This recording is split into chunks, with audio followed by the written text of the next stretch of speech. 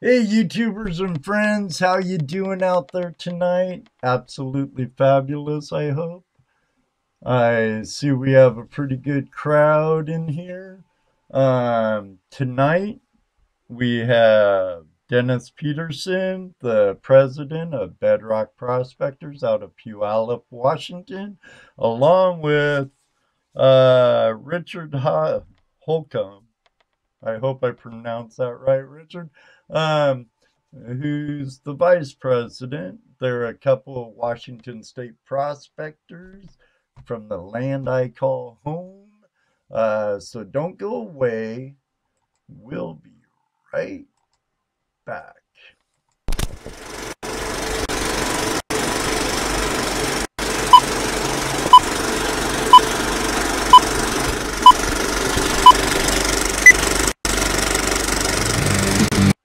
Hello, everybody, and welcome to another episode of Tuesday Night Hangout Live. It's Tuesday night Hangout Live. It's Tuesday night Hangout Live. It's Tuesday night Hangout Live with your hosts Ed Marvin, Toledo Jess, and Dano. Tonight Hangout Live is a Flash in Your Pan production.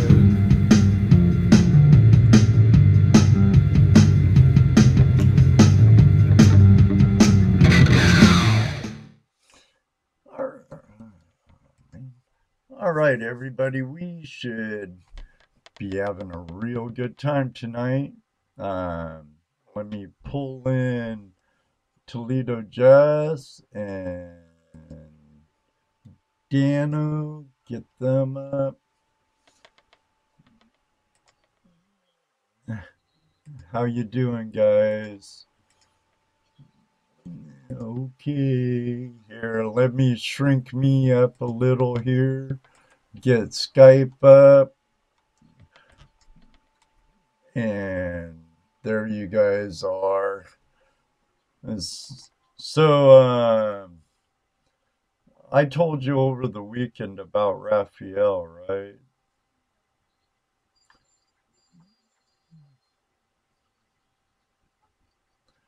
Dave's not here, man. Um,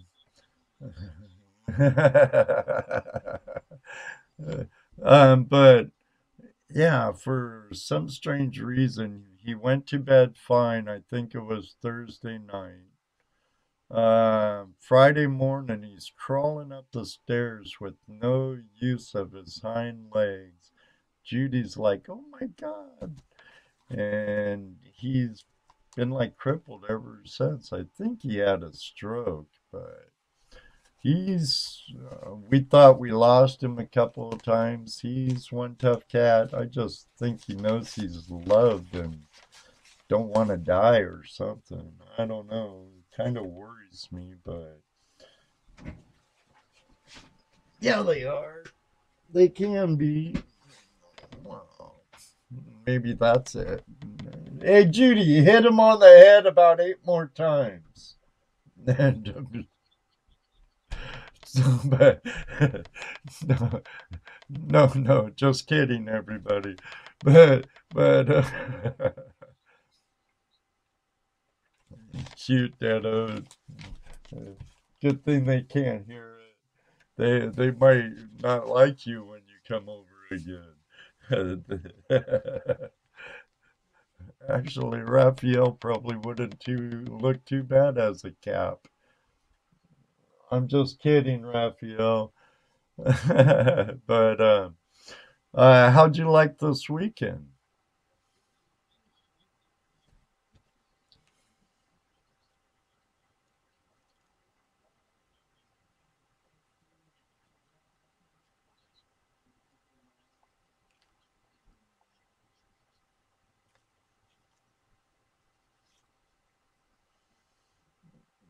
Yeah. I forgot to load it up, but remember that one kid this, no, this kid with the arrowhead. It's messing with my green screen and stuff, but I was gonna load the picture. Well, it's on my phone, and I just been giving Judy some honey time and Raphael some time after work. But this kid, him and his parents brought the best gravels, and they can't hear me.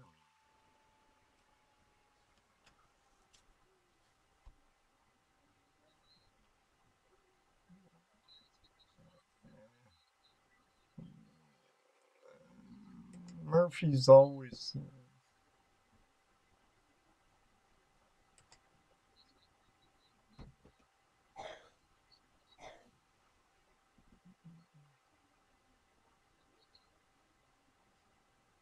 You can't hear anybody but who? Me?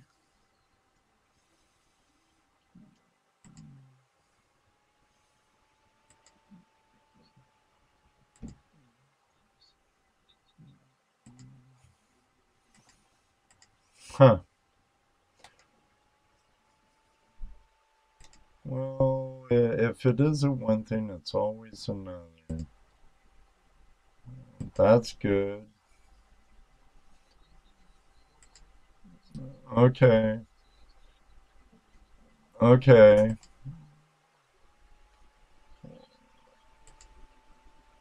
Well,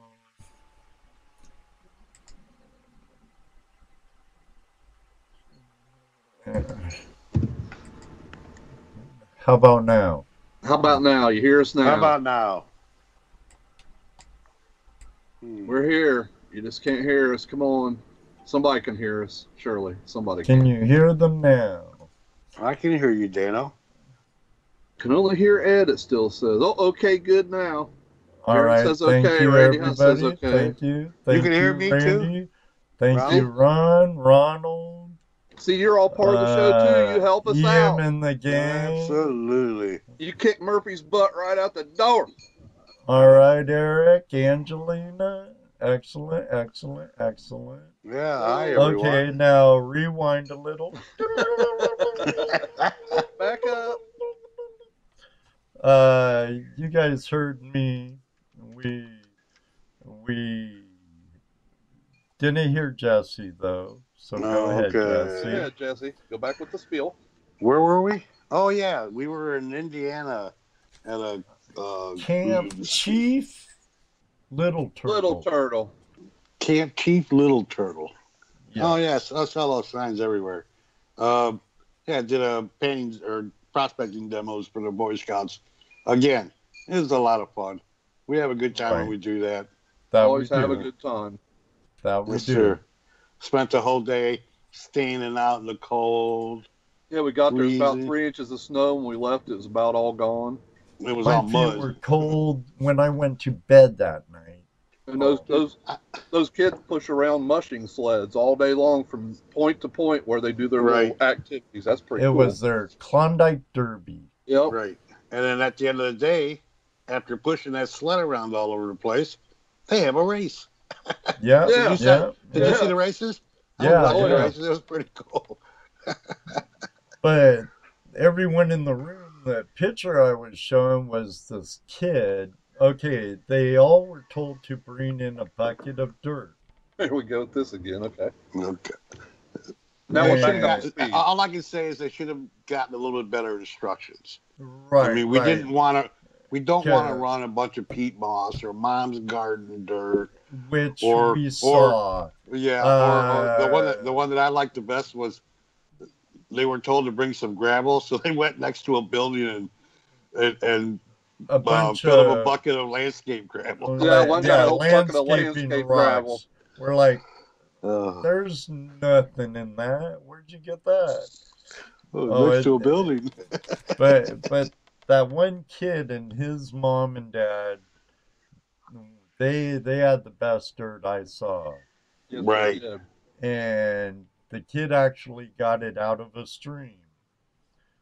But first off, when he was classifying it, he's like, "Oh man, I got arrowhead," and I'm like, "Oh, I want a picture of that." So Right. It was almost whole too. The tip was gone off of it, and part of one of the yeah, little tangs was part gone. part of But the it was notch was right. chipped off, and but still, it was a nice find, you know. And Uh, then he brought me the material over to run. We yeah, ran it, painted it out, and found a couple specks of gold for him. He was so excited. Oh, he This was kid, elated. this kid just found gold in his backyard. Can't beat that. I mean, he's all, and his mom was saying that, oh yeah, he gets into that. He watches all the shows and all this. You know, he wants to be a miner, and it was fun. It was a good time. We told him just check around when spring comes. You know, you got some. Go find some gold. Well, evening, Thomas. There's Thomas. Yeah, hey yeah. Thomas. But yeah, all in all, it was pretty good time. So, well, so on Sunday's show on GPS, I called in to talk about this, and so a lot of you know. I also wanted to talk a little bit about Curse of Oak Island. They found wood. No, I'm sorry, not Curse of Oak Island. No one wants to hear about that. Whitewater with Fred Whitewater Hurt. with Fred Hurt. I watched the show. Fred Hurt's he's back up in save that creek. Don't ask me, I don't have cable. Oh, right.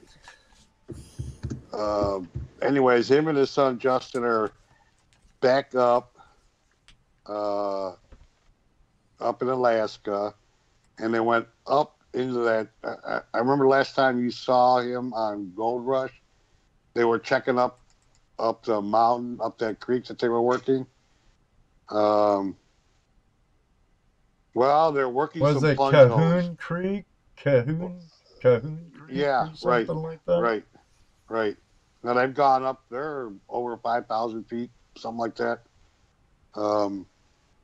So this year they're going to dredge some of the plunge holes in this creek that's coming down the mountain. I guess in the past they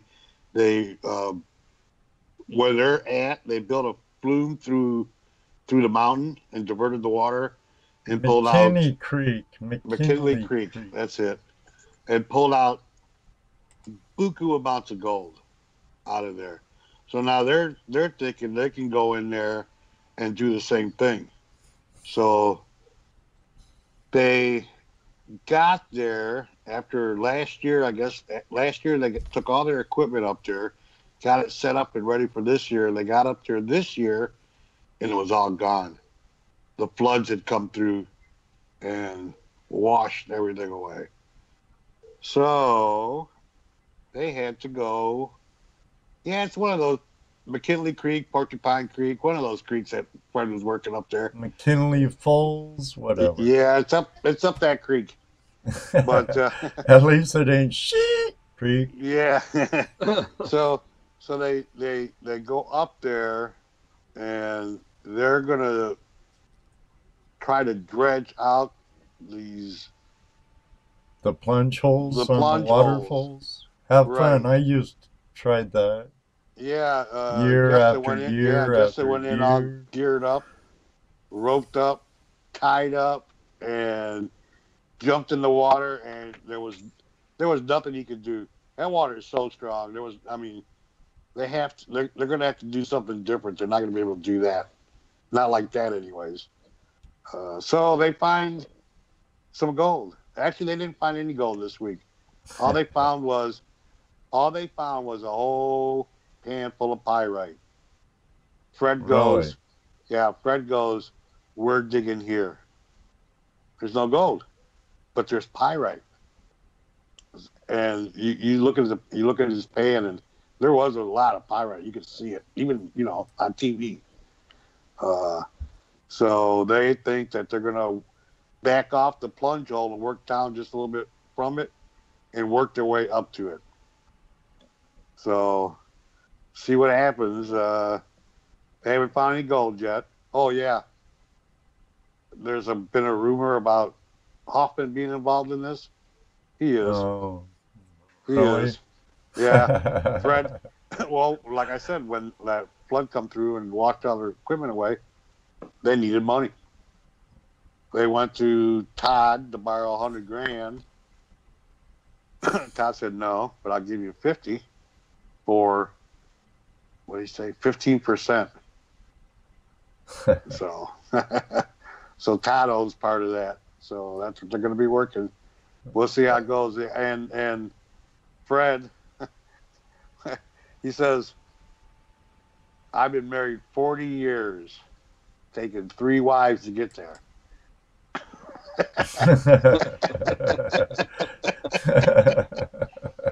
Okay. So now he's got a girlfriend, and his girlfriend has a 24-year-old son who's not going to be part of the cruise. So this ought to be interesting because Justin doesn't, Justin's not too thrilled.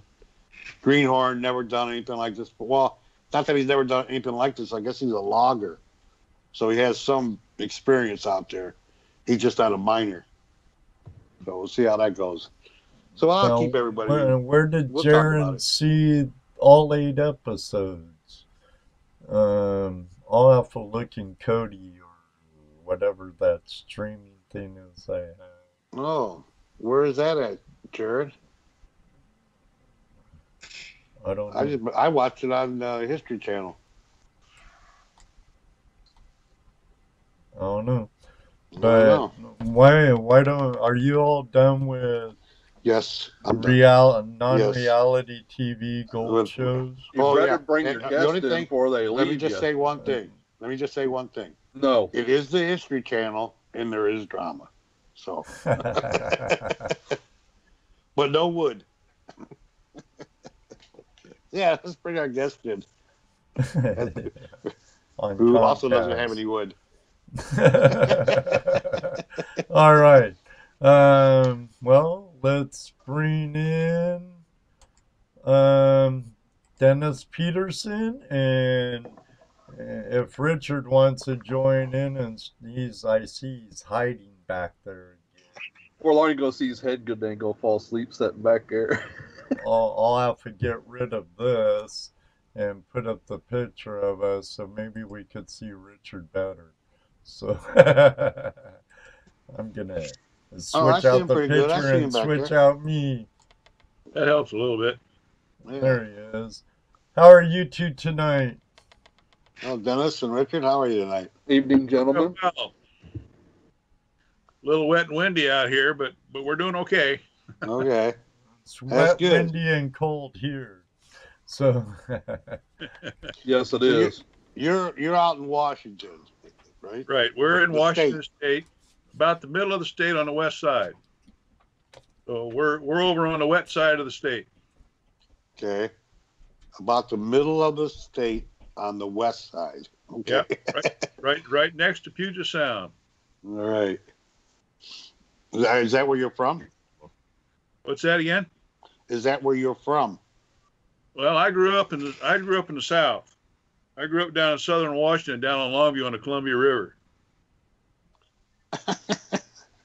That's the South? Well, if you're here, that's a long way south. Okay. When you said South, I was thinking, like Georgia, North Carolina, somewhere in Texas. Well, I worked for a company that had me traveling, and I spent a lot of time in the Carolinas. I spent a lot of time in Georgia. I spent a lot of time in Canada. Forest Products had me running all over the country. Richard grew up in Alabama or Georgia, didn't you? Yeah, Georgia. Yeah. So nice country. He's got the drawl for that. No. You live up in Thurston County, don't you, Dennis? What's that again? You live in Thurston County, don't you? Actually, Pierce County. Next one north. Yeah. Oh, okay. Because I've seen your posts about gold shows and stuff before, and it seems like a lot of them were at the Thurston County Fairgrounds. Yeah, this year we're going to move that. We're gonna do it here in Puyallup at the Washington State Fair Event Center here in town. So we're stepping it up a big notch. We'll talk about that. That show's in October this year. Okay. Um, I I want to get out to Washington for a visit this year. I want to hit March so I could go to the Gold Show in Vancouver. Huh? But it's looking more like Mother's Day weekend might be it in May. So, but I'll be mostly down in the Vancouver area, but my son lives by Olympia, Scott Lake area. Oh, And my daughter lives up in Lacey. So. Oh, okay. I have a daughter in Lacey too. So. And Mother's Day, we will be at Benson Beach down on the mouth of the Columbia River mining for gold on the ocean beaches. Oh. Uh-oh. Take your mother with you. Just so happens.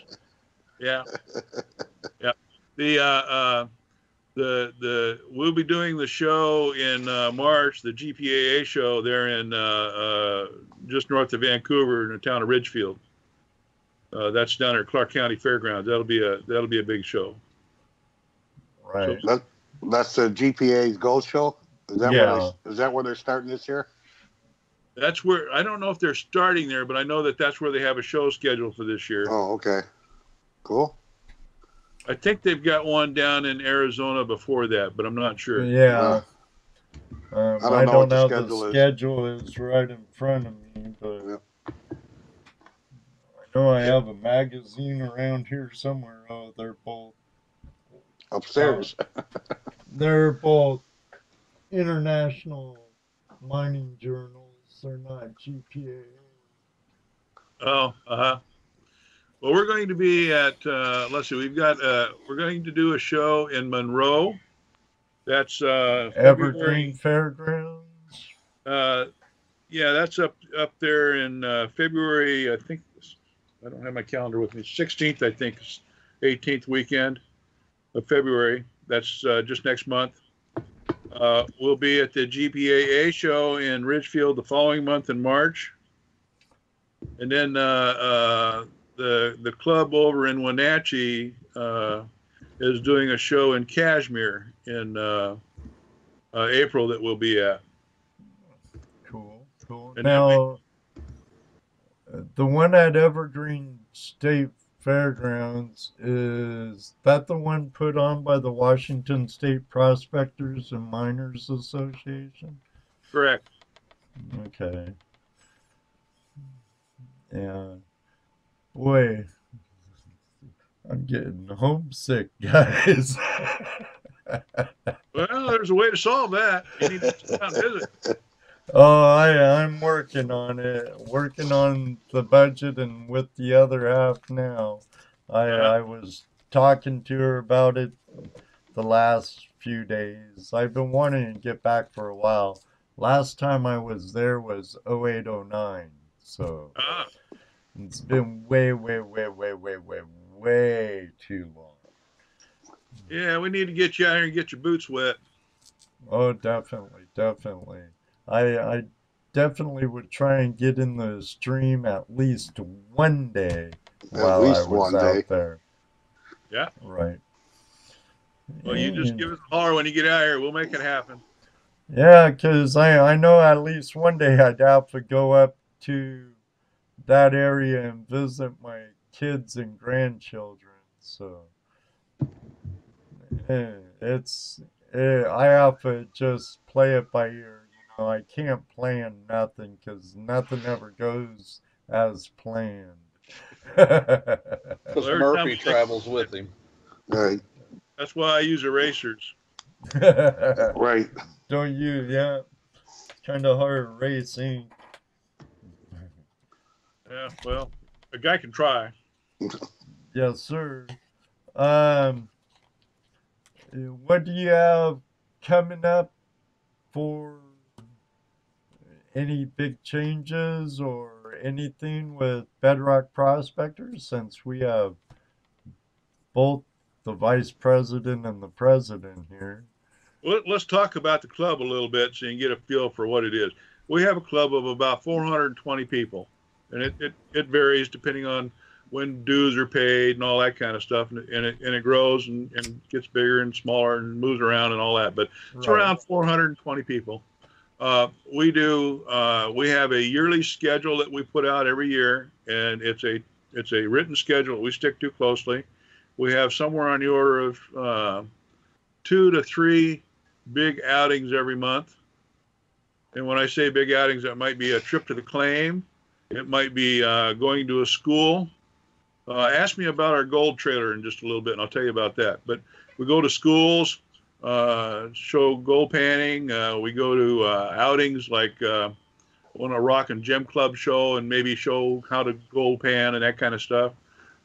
We do a lot of stuff on our own claims where we go out and visit and do stuff like, do outings there and have parties and potlucks and that kind of thing. Right. We also spend a lot of time with the legislators, working with issues going on there in the state legislature. This time of year is real active right now. And then let's see what else we got going on. And the other thing that we have happening right now is that, like a lot of miners, we're getting kind of fed up with always being attacked. So we're starting to take some steps forward to build up some dollars so that we can do some stuff, legal stuff, and start not necessarily attacking, but addressing some of these issues that keep coming up because people are misinformed about what's going on. Some of the stuff we do, for instance, I'm going to show you a sweet little product we got. Okay. This is a little cleanup sluice. It sits on a 3.5 gallon bucket. Got a little slick plate on it. Got a little vortex matting on it.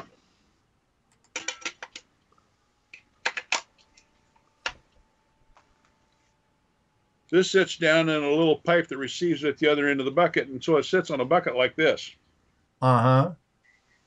And you can use it for cleanup stuff. We're going to sell those for $40. Oh, now, cool. I'm not advertising it. I'm just telling you the $40 is about $10 or $20 of it, somewhere in that, is going to go into our legal fund. That's what it's for.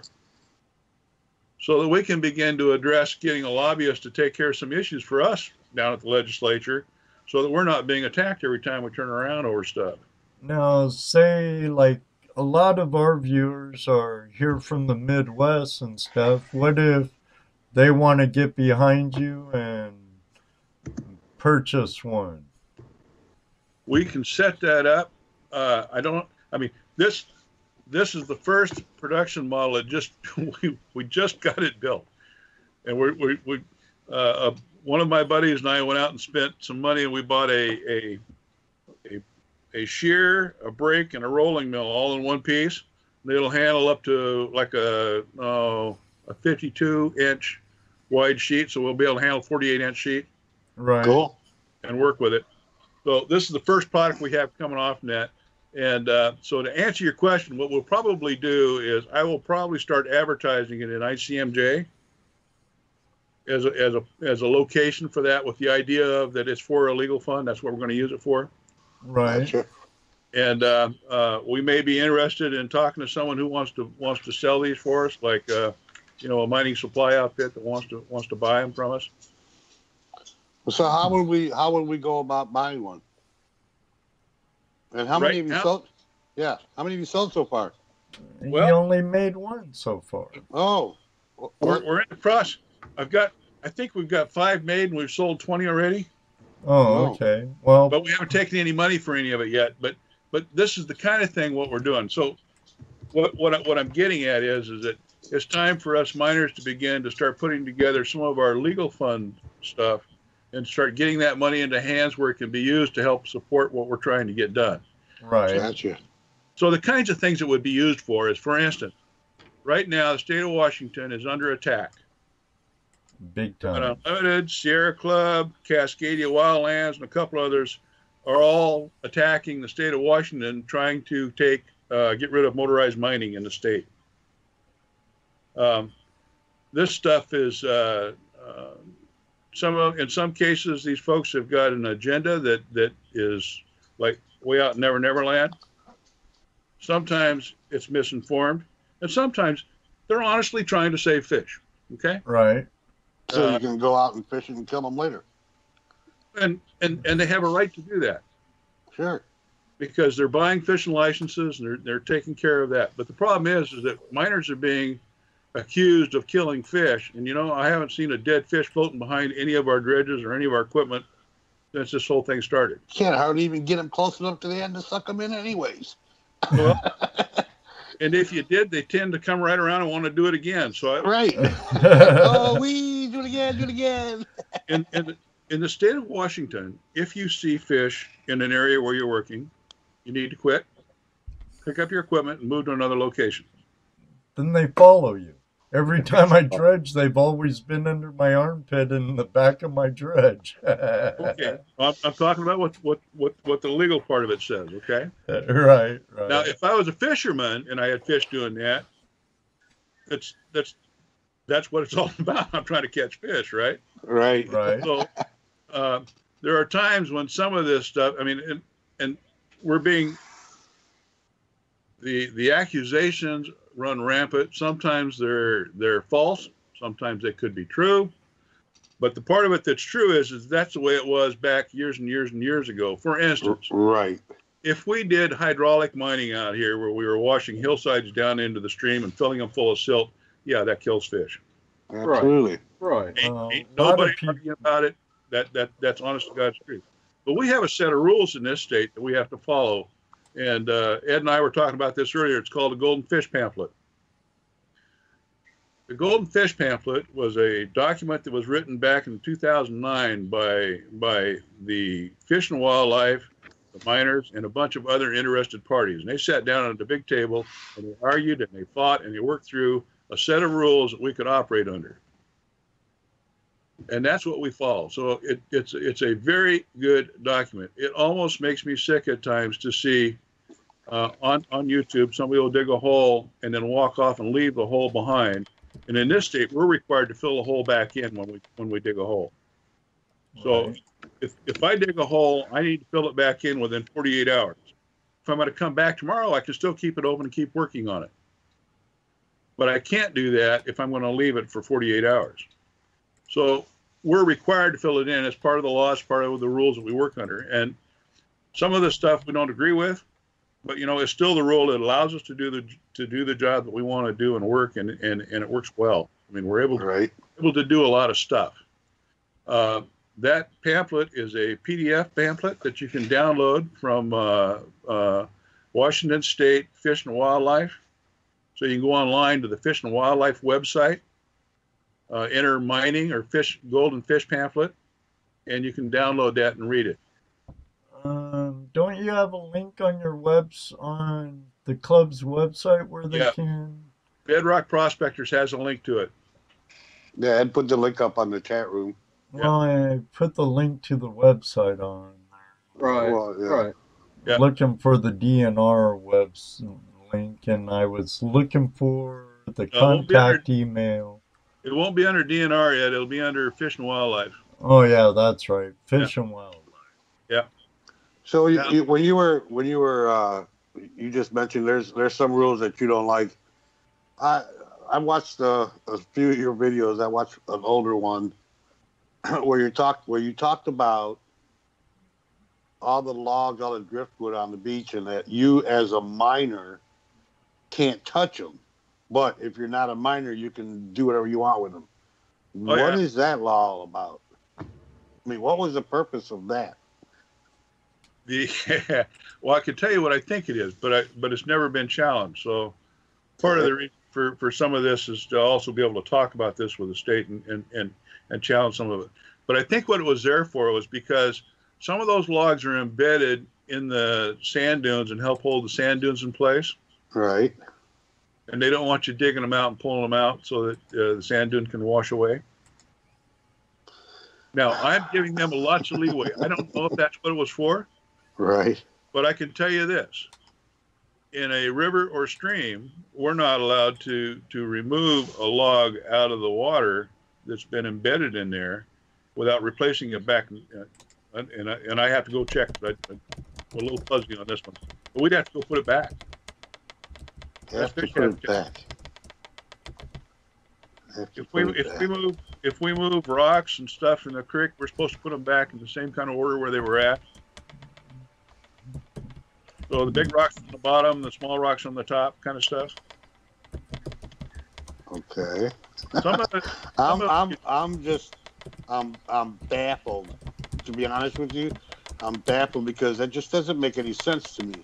I mean, because all it takes is, well, here, I think that my problem is I know that there is nothing that I can do to really hurt the earth.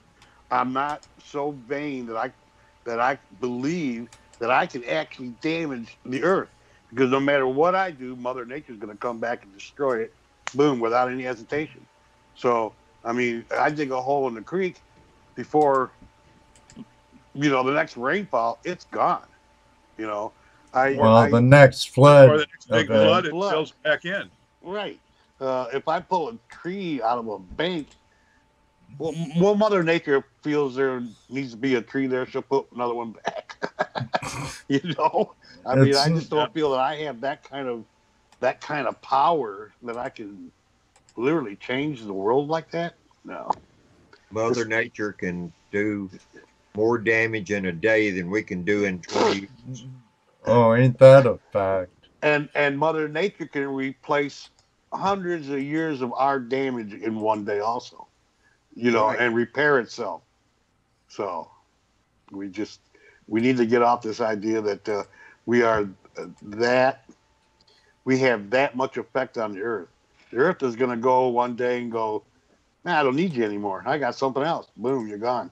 What are you going to do about it? It's really not the ones in our community that are the ones not in the know. It's those outside our community who think they know. Yeah. They have people giving them misinformation a lot of times, showing hydraulic projects where even in California, hydraulic mining was outlawed in the late 1800s because of all the silt in the lowlands. And that's one of the problems with the TV shows right now, too. They, Gold Rush, all of them. I don't remember any show that really shows the reclamation process that's involved afterwards. Well, that's all big mining. There is no reclamation really in small scale mining. I know what you're saying, but that's what the people see. They don't see us. They see big scale mining. They see digging big holes in the earth and then walking away. Oh, it's abandoned. Goodbye. Next season. Right. The other thing too is the small scale miners. We do an awful lot of reclamation that never gets seen or understood that that's really what's going on. Our impact is pretty de minimis on almost all this stuff. There's nothing. My least favorite comment is when someone tells me that they know of someone who can take a 3-inch dredge and dredge up 20 yards of material in a week. Obviously, somebody who's never done it. They have no idea how much material you can actually move with a 3-inch dredge. A lot of these new people that are getting into the mining, they think that what we do is easy. You get them out on a claim, and they find out right quick that it ain't that easy. No, not at all. No. Yeah, I've seen a lot of people get the bug, and next thing you know, they're I want a dredge, a big dredge, the bigger the better. And next thing you know, they go out, it's too much work, and next thing you know, that big old thing's on Craigslist or at a miner's swap, and then they get discouraged. They think they're gonna get rich, and they they don't even make enough to buy their beans. And We had a couple. We had a couple that joined the club, and they come out to one of the claims and had a big fancy motorhome. They decided they walked out with 2 brand new metal detectors and says, "We're gonna get rich," and everybody just busted up laughing. Yeah. Yeah, me too. I'm gonna get rich. I've had them. I'm gonna brain find thoughts, that but nugget. not quite like that. We don't get rich, but we have a heck of a lot of fun. That's right. That's Have right. there heck you of fun. go. Me, I'm just getting fat from all the potlucks. And there's nothing wrong with that. Yeah. So anyway, the point I was trying to get at is that it's a pretty good set of guidelines. Some of it you kind of scratch your head and you wonder about, but that's the discussion and negotiation.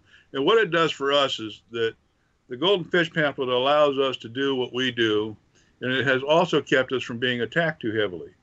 One of the things that Oregon and California did not have was an organization of folks that had worked out these rules ahead of time and had a set of rules to work by. So some of the attacks that we've had, they don't apply because the Golden Fish pamphlet has already addressed them. Right. So we were talking earlier about folks who are wanting to maybe open up their areas, and one of the ways you might be able to do that is use that pamphlet as a guideline to help lead discussions with your own state representatives to work through allowing you to do more than just use a gold pan to dig with so you can run gravel.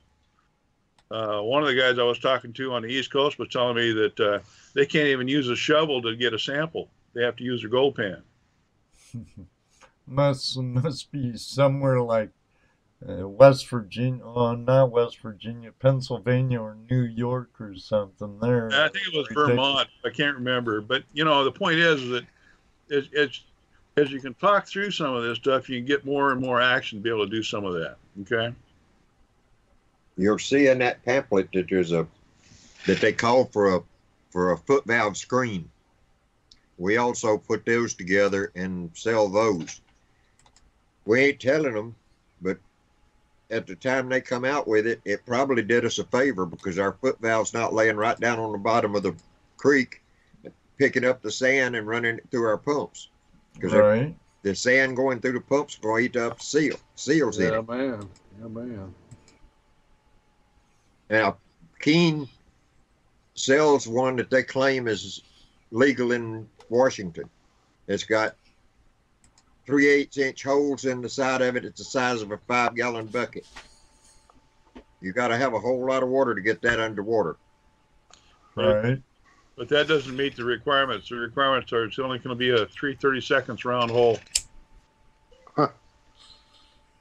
And the surface area has to match the gallons per minute of the pump. So it's 1 square inch of surface area of screen per gallon per minute, I think, of the pump. See, we got rules on some of this stuff, and that's the other reason for talking about this is that if any of you folks want to come to Washington State and do some of this mining, make sure you download a copy of that and read it and understand it. Maybe get up with one of the clubs to help decipher what it is you're reading so it's clear to you what you're looking at before you come, because you can get shot down real quick by not having the equipment properly set up for use out here. Right. But here's the thing, right here now in this state, we can take a shovel, a 5-gallon bucket, a classifier, a gold pan, a sluice box, and we can go mining. Pretty much anywhere. Yeah. And then where do the restrictions come in at? Once you start putting pumps on and motorizing it and dredge and that kind of stuff, that's when the restrictions start coming in. Yeah, then you have limitations on your sluice. What is it? 10 square feet of sluice box? Well, no, it's 3 square feet. 3 square feet? Yeah. If you motorize it and then want to operate outside of, at the very back of the pamphlet, well, your HPAs. Right? There's a list of all the waterways. Okay, each waterway in the state of Washington is listed, and each one has a season when it's open or not open for dredging. Right. Usually, it's about a 2-week window. Sometimes it's more, sometimes it's less, just depending on which one, what kind of fish are in the river, and that kind of thing. Huh. As long as you're working inside that window, you can use your motorized equipment during that period of time. But if you want to work outside of that window, then you have to have an HPA. That's a hydraulic project approval. Those take time to get, and they have to be filled out very properly, and it's a meticulous little piece of paper to fill out. But once you fill it out and it's approved, then you can work outside of those work windows with that piece of paper with you as your license to operate. Yeah, up in Skagit Valley, I had 3 claims on Finney Creek, and I believe our window was 30 days long. Okay. Yeah. So, Now, yeah. a lot of our claims are for some of our claims are from the 1st of August until the 28th of February, and they claim they gave us more time. Yes, they gave us more time, but 90% of it's outside that you can't get in there because of the snow. Yeah, you remember that 2 foot of snow I said was up there? Yeah. Yeah. It's, well, do you still have the properties up above index on, don't you? Nope. We don't have any of those anymore. We have all of our claims are up on the Blewett Pass drainage off of Shaston. Right. We have claims over in the Natchez River. Okay. We have claims on McCoy Creek, which is down out of Morton. Yeah, it's west of St. Helens. Yeah. Or east of St. Helens, rather. Sorry. Yeah. And then we've got some claims down in Southern Oregon. Okay. What, Josephine County, isn't it? Yeah. Be around the Gold Hill area? Tributary to the Applegate, I think is right. Oh, okay. Some beautiful country and some good gold country down there. Yeah. But Oregon has set it up now so that you almost can't get a dredge permit down there without having a couple $1,000s in your pocket. Yeah, or they're going the way of California. It's it would be nice if the state of Jefferson really took hold and got in. Well, the thing that amazes me is they passed all these rules down in California to protect fish. And the fish populations are declining. They haven't improved at all since they put the moratorium in place. I suspect the next year or two you're going to see something change down there pretty drastically, where they're going to have to open it up. But we'll see. I don't know. Just a speculation on my part. Well, hopefully that'd be nice, because on the property the Buckeye chapter of the GPAA calls home here in Ohio, they're one of the very few trout streams in Ohio. And we work really hand in hand with the Mohican Fly Fishermen Association. And they actually like us to leave our dredge holes. Because it allows the fish a place to get out of the current down into cooler waters. And even though the Clear Fork's a really cold water stream anyway, it's a really clean stream also, unlike a lot of rivers, especially in northwest Ohio. Right. But they actually like it, and they prefer fishing in our stretch of the river that our property's on. We allow them to come in, park, camp, and use our access to the river. We work really close with them. They're not bucking us like a lot of the fishermen organizations are with you in Washington. Oh, yeah, and it's interesting. Out here, we're required to fill in our dredge holes. And then last year, for the first time, the year before last, the water levels were so low, they put out a special moratorium for us to quit filling in the holes so the fish should have somewhere to live. Because on our creek that our claims are on, the water typically is I'll call it a 6 foot wide, 4-inch deep, 6-inch deep stream. During the summer, it got down to like a maybe 1.5 foot wide, maybe 3 inches deep. So that on Peshastin? Yeah. So it was a dry year. I mean, we had what was called hoot owl out here. Hoot owls when we're only allowed in the water in the mornings, not in the afternoons. Excuse me. Anyway, That's yeah. all right. But was that because of fire hazards and stuff on the east side of the mountains? Yeah, there was one of the Forest Service guys came through when we were under a hoot owl up there one year, and I was sitting up under a canopy, and he come through and he asked me, he says, "What the heck are you doing sitting up here in the shade? You ought to be down there in the creek." I said, "Well, we're under hoot owl." He says, "Get back down there and go to work. Your pump that you use down there is better than the one I got on the back of my truck." We got we try to keep a pretty good relationship with the Forest Service, because that's where the majority of our claims are. All in all, they work with us as much as they can, or as much as their budget will allow them to. We have, every year we go in on our claims and walk the claims, pick up all the trash, pile it up, get pictures of it, and carry them down to the Forest Service. Can you get somebody to come pick this up?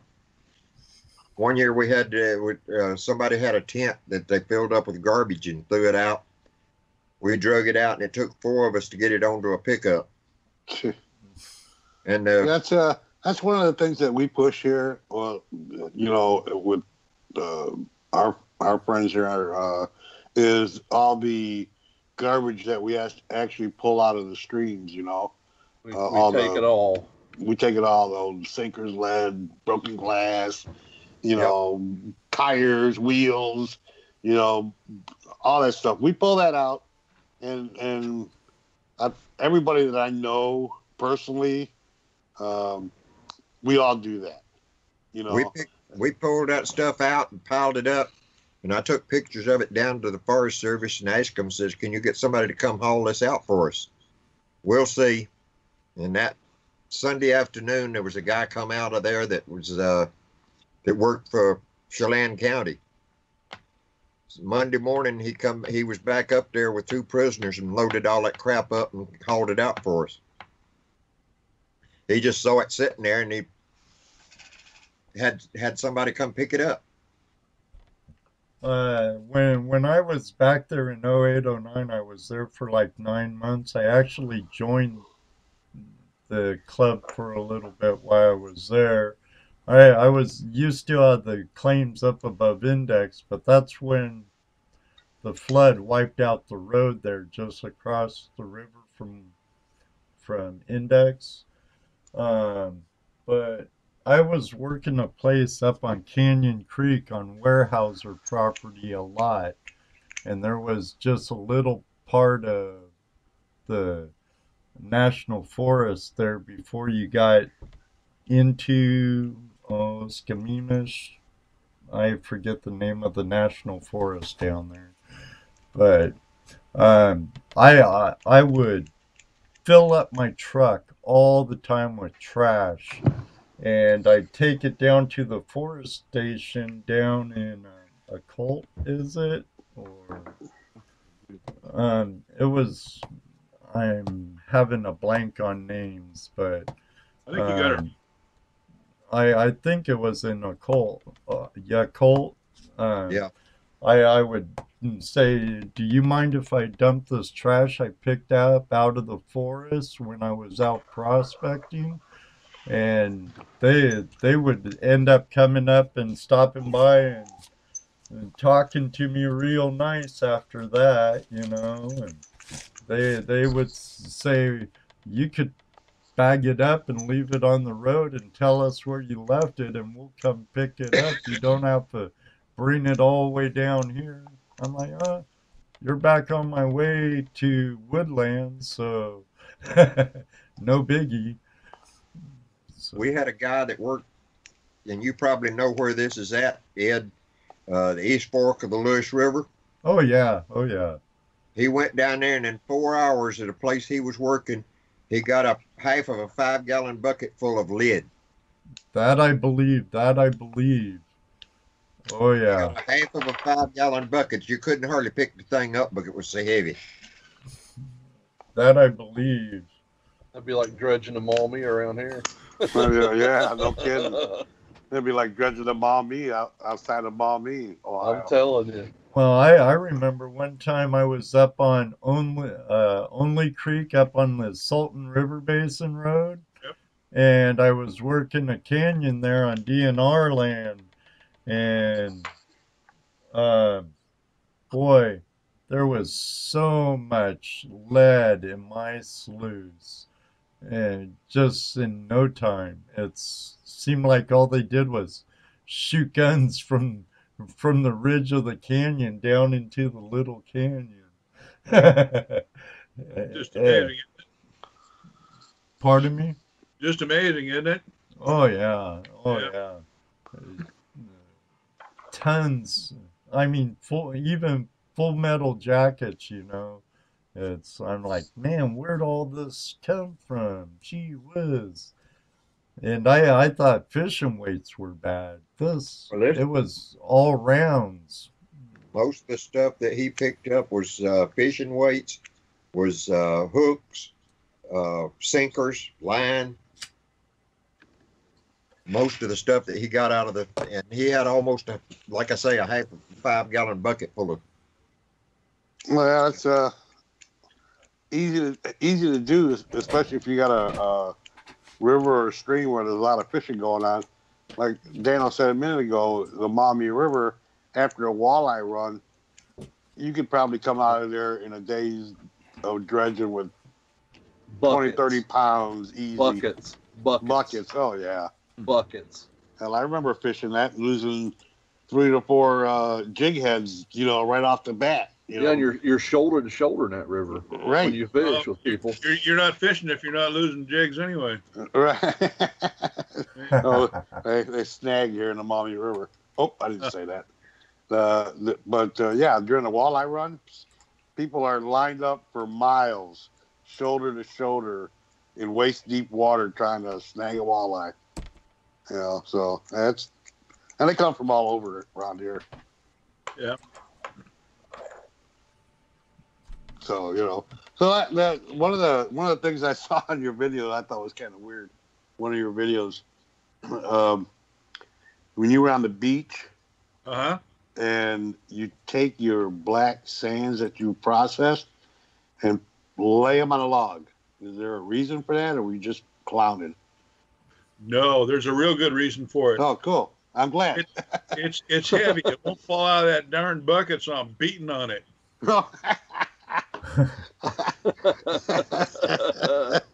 So here's the thing. I don't know how many of your listeners have done beach mining. So let's talk about that a little bit, because it's kind of interesting. Yeah, because I've never done that. I'd like to do some beach mining. So if you can imagine, you got this big flat beach out in front of you, and there's a narrow strip where we can work on it, which is between the essentially kind of when the tide's low. So it would be kind of from the dry sand back up toward where the dune's at. Okay. And there's a much finer definition of it in the book, but just to kind of picture where it's at. So where we're digging is probably about 20 to 15 feet from the edge of the dunes. So in other words, almost the highest high water mark on the beach. Okay. We're down from that. and we'll dig a hole. So what we'll typically do is dig a straight shear wall with our back to the ocean, and we'll dig that wall, and we'll go down maybe 3 feet, and then we'll look at it. And when you look at it, there's bands of color in there, and it changes from a gray to a darker gray to almost black, and then a caramel layer. to almost a caramel layer. And we'll go through there and we'll check each of those layers out and see where the gold's at. Now, the caramel layer usually is pretty good. Above the caramel layer. Just right above it. And we'll skim off a little bit there, and we'll pan that. And if we get something like 70 to 80 colors in our gold pan, then we'll begin to operate it. So what we do when we're operating it is we'll set up a gold cube. That's what a lot of us use, but you don't have to. Well, we use a gold cube, and we'll run that material, and we'll run as many buckets as we can off of that. Now, last spring, I worked about 3 hours down there and got about 2.2 grams of gold. And that's not bad. I've also been down there for 4 or 5 hours and gotten a half a gram. So you have to try to work your way through it and figure it out and work through it. But as you run that through, we run a recirculation tub. If you look at my videos, you'll see we've got a recirculation tub with a gold cube set on it. Right, I saw that. And I would collect the sand coming off the gold cube, drain it. I'm getting fatter, I'm getting older, so I don't let it get that 5-gallon bucket full because I can't hardly pick the darn thing up anymore. But I'm with you. Yeah, right there. I'm right there. It probably weighs maybe about 40, 50 pounds when it's full. I mean, It weighs more than that because it's got to the point where instead of using a 2-gallon bucket or a 4-gallon bucket or a 5-gallon bucket to collect the material in, we use 1-gallon buckets. I bet. Yeah. And the older you get, the heavier more the buckets. But anyway, more buckets. Then you drain the water off and you take that bucket out and you try to dump it. Well, it won't just fall out of the damn bucket. You can holler at it, you can scream at it, you can jump on it, it won't do nothing. But if you find a log, you can beat it to death and it'll all come out of there. So that's why that black sand is shown kind of on logs laying out in the beach. Yeah, I thought maybe you were trying to, I don't know what, preserve the log. I wasn't sure. You weren't allowed to move them, so I figured maybe you could cover them up. I don't know. No, we're just storing our black sand on them. All right. Well, I need to take a hard break. Mind if I open up the phone lines and we try and get some calls after I take this break? Let's do it. All right. Well, we'll be back after these words from one of our sponsors.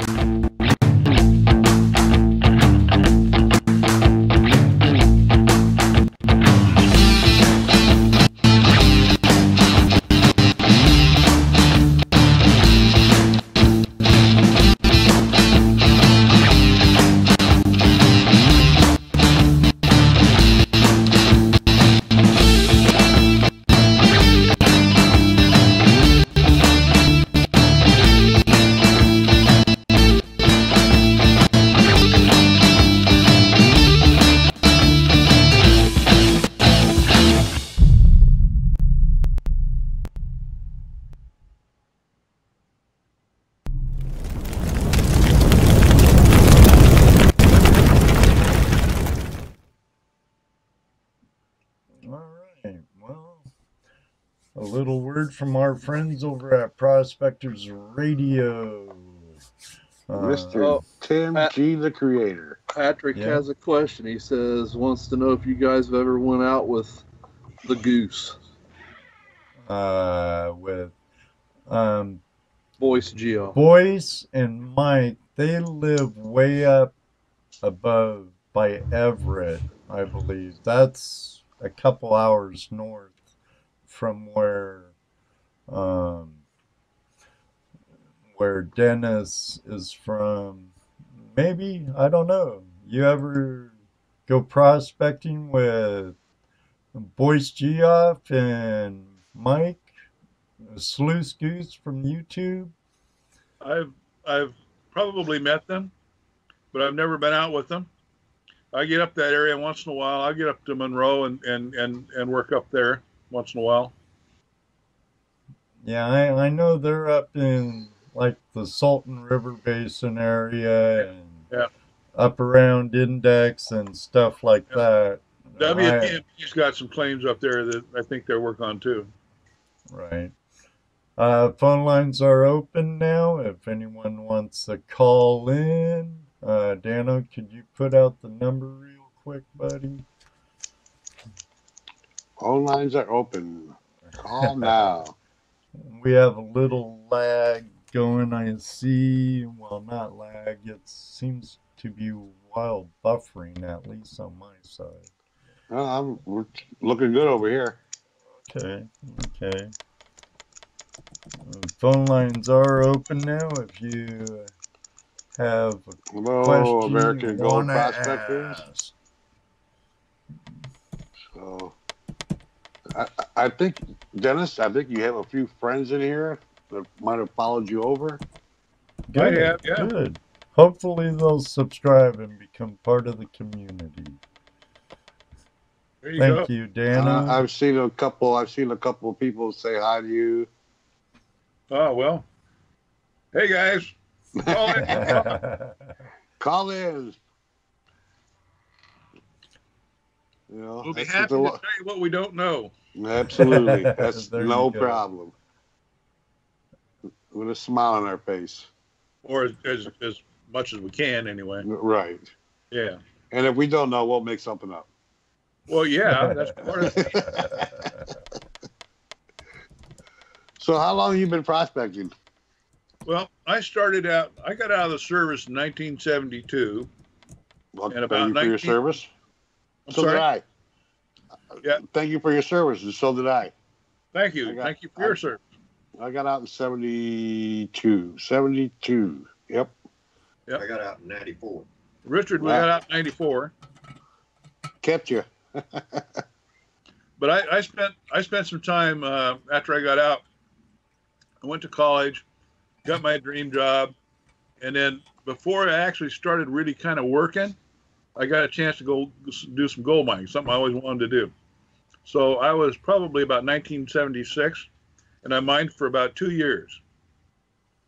And then the company that I worked for said, excuse me, we need you to come do what we hired you to do, which mostly meant You mean work? travel and some of that kind of stuff. So I had to quit, and I couldn't come back to it until I retired. So when I retired in 2008, I said, you know what? I kind of miss that. I'm going to go back to it. So I've been doing it since 2008. Oh, Pretty okay, good. cool. And I got a feeling we're about the same age. yeah, I'm 68. Yeah, I'm 67. There you go. I got both. He's All older. right. He's got both of us, huh? We got Doesn't a happen phone often. call from Jonathan Hook. How you doing, Jonathan Perrette? Mr. Evening, Hook? Jonathan. Hey, look. I am doing good. Glad to hear from all of you guys. And hi, Dennis. I'm doing pretty good, and I'm glad to hear you're fighting for everything up there, because I'm trying to open up new doors here myself. I'm kind of behind the scenes on most of it, but I got a lot of new things coming up. But man, I am listening to this, and I loved what you were saying about everything. I don't know if you was watching the screen and seeing the messages, but like in some of the areas I've been prospecting now for 8, 9, 10, 15 years even, the fish are getting bigger, more abundant, and trash pickup. I'm a big outdoorsman, man, and I tell you what, I want to fight for all that we can, and you were definitely hitting a note with me on that, and I hope you guys just don't take no crap from them. Keep standing forward, walking forward at them, and push them backwards. I mean, I don't know what else to say, because between you guys, Amber, and everything else, man, we all got to do this. We got to work together. Yeah, and the thing that makes it easier for me is that there were some folks that spent some time up here in Washington State to get this organized before I ever got involved in it. Right. I'm one of those guys that had blinders on when I was working. That's what I did. That's what how I made my money. I did well, but that's because I concentrated on what I was doing. Now that I'm doing Right. I'm doing some other stuff, and I'm the president of a club with lots of folks with lots of interests. My interests are beginning to spread out, and I'm beginning to get more and more involved in it. But I'm only one of many. There is a group of folks up here that are working hard to try and keep this open. And our biggest problem is just keeping it open between us, keep the communication open, and getting more and more people involved in what we're doing and how we're doing it.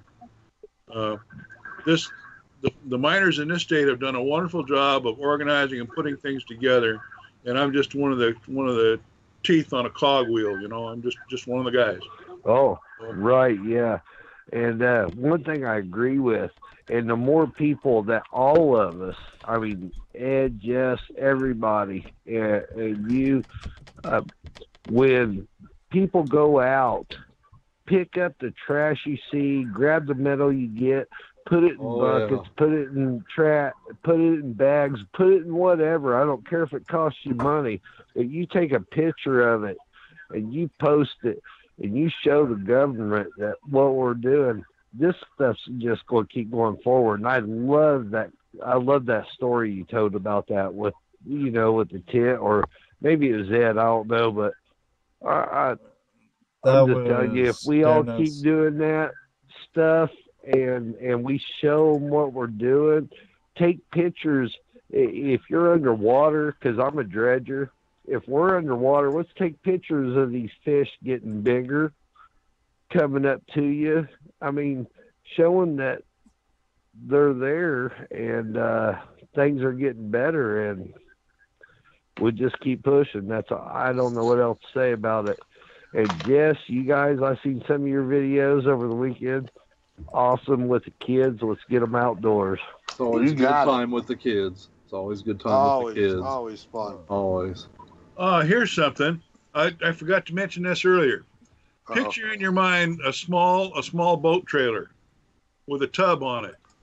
And that tub's about 6 foot long and about 4 feet wide and maybe 9 to 10 inches deep. Put about 3 inches of gravel and sand in that. Throw about 2 ounces of small gold in there. Don't get it very big or the kids will pack it off. But, set it up and fill that thing with water and take it out and take it to a school and show kids how to pan in that. It works great. Well, Actually, I've seen the club's trailer once at Cabela's in Lacey, and that's pretty much what we do for the Boy Scouts too. Yeah, we use a big panning trough, you know, and or tubs, but we let them get we put in some dirt with gold in it, you know, and let them pan it out, make them put it back. You know? yeah. We call it catch and release up here. Right. Well, in my area, there's here in Indiana, we got what they call the FFA, Future Farmers of America, but they're about agriculture and cleaning everything up and the environment and what benefits it. I'm wondering, and I'm going to make some more questions and ask some more questions to some people, but the youth is our future. We all know that as being older than our siblings and stuff. So if we can get different agricultural groups together, I'm wondering if it might make a better fight for what we're doing. I don't know, but I do know the president of the FFA within our area here in Indiana where I'm at, and I've got several properties I prospect, and I'm working on another one. But to get agricultural people to see and understand what we're doing. I'm wondering if it might help. I don't know. In our case, we're also interested in the outdoorsmen. Our problem up here is that they're even closing down roads because the claim is the runoff from the roads get into the creeks and kill the fish. I don't believe that. Well, I don't believe it either, but that's what's being pushed. So, including outdoorsmen in it and in the process. So for us, it includes the folks with the horses, includes the Jeeps, four-wheel drive guys. It includes folks that just like to go out and camp because they're trying to close campgrounds down close to creeks because if it's within 50 foot of the waterway, it supposedly is interfering with what's going on in the waterway. There's a whole lifestyle being kind of not really attacked, but being questioned and pushed, and getting more and more folks involved in this. So part of the things that we're trying to do is to begin to think about, okay, how do we talk about this? How do we advertise it? How do we let people know that we need to change these opinions that are coming from way off over on that side from the environmental groups and not being countered by anything on the other side? So my opinion is when we're outdoors, any of us within this prospector family or outdoors family, we need to take pictures, log what we're finding, show that we're putting it for our local governments or whatever to pick up for us, or find a way to dispose it and show it, and post these pictures, show these dates, show these videos, make these calls, say we're leaving messages, and tell the people what they're telling us when they reply to us. Oh, well, we'll try to, or, oh, we don't have time to. No, they got to do this, and we all need to stand together and just keep posting that stuff just as big and bright as we can. That's my opinion. I don't know what else to say. It's all good stuff, man. If they get us out, if they get us out of the water, if they get us out of the water, they're taking my serenity away, because water is my thing. That's me. I grew up on a river, so. Well, the thing of it is if they get us out of the water, then all of the gold that they use for national defense, where are they going to get it from? They're going to get it from China. Oh yeah, it's just one thing or another. So if we keep pushing for this, maybe we'll get it done. All of us stand behind AMRA and all them other places that are helping us fight, and let's keep doing it. That's all I know what to say. And hopefully y'all see more from me coming up this year on all this stuff, because I'm working hard on some stuff. I've kept quiet for a while, and nice talking to you, Dennis. And Jess, Dano, and everybody, y'all have a good time, and just keep pushing forward. And I'm going to let you go. That way you can answer other questions, take more calls. All right, Dennis? All right. Thanks for your call, man. Have a good evening, brother. All right. Thank you. Thank you, Hook. Bye-bye. Thanks, Hook. You know, he touched on, and a couple other people touched on some things here. Right now on this side of the country, we aren't having any problems like that. So, you know, it's not far away, but it does seem like that. People want to help, and I think the best way, like a couple of people mentioned here, is if you're going to help, send your money out west. I think the biggest thing that we can do here is to educate right. The youth, educate the young kids, so that we have youth growing up saying, well, that's not really true that they kill fish. I've seen them dredge. I've seen they don't kill fish. I've been out. They don't. It doesn't happen. So if we could get that demographic of new miners and new kids interested in learning about it, not just, interested, but also learning, Yeah.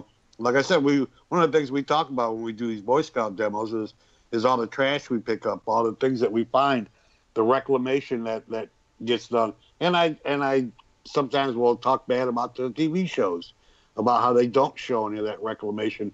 And I think that's probably the biggest thing that irks me more than anything else, is that they will put these shows on, and you know, they want their drama fix and everything else, but they don't show what happens afterwards. They don't show where Fred, filled in his hole, and all they show was Fred saying, "Okay, this mine's abandoned." Next scene, they're somewhere else. They don't show that part of the reclamation that's all involved. So people who don't know, who aren't in this, don't realize, what's really going on. All they see is, oh, they left another big hole in the earth. Oh, they tore half a mountain down. They so it just, I don't know if we could do some kind of letter writing campaign to History Channel, say, hey, show us reclamation. Hey, show us what they do afterwards. Just don't let us hang out like that. You touched on a good thing here a little bit ago, the educational thing. Right. So many of the people think that sand and gravel that we pick up goes through the pump, and the people that, when we get some of the biologists out and show them that sand don't go through the pump, it makes a big difference. And that's a lot of the people that we need to educate is these biologists, because they don't have any idea. Right. We have a caller on the line. Hello, caller. What's your name? Where are you calling from? Well, hello, Ed. This is Mrs. Hookmeister. Oh, it's the Mrs. The Mrs. I did have a question for Dennis. You're up in Washington, correct? Correct. Okay. And I know down here, because I do go prospecting with my husband occasionally, but I mainly look for rocks and stuff. But I know down here we have maybe wild dogs, coyotes. Have you ever run into anything dangerous up there? Yep. Yeah, we have people introducing wolves and grizzly bears up here because they think it's a really good idea. Don't sound like a very good idea. Well, a little tongue in cheek. Yeah, we have bear, coyote, cougar. We have some bobcat, Sasquatch. Yeah, we got Sasquatch. Ran into a rabbit at once. So I say, have you actually ran into any of those personally? Yes, ma'am. No, but I mean, yeah, and I was just curious because I know we don't have anything, in Indiana, we don't have grizzly bears running around or anything like that, but we have wolves and coyotes, but maybe actually, wild dogs. The grizzlies aren't near as big a problem. The bigger problem is just a black bear that's hungry or curious. Oh. Right. I mean, I've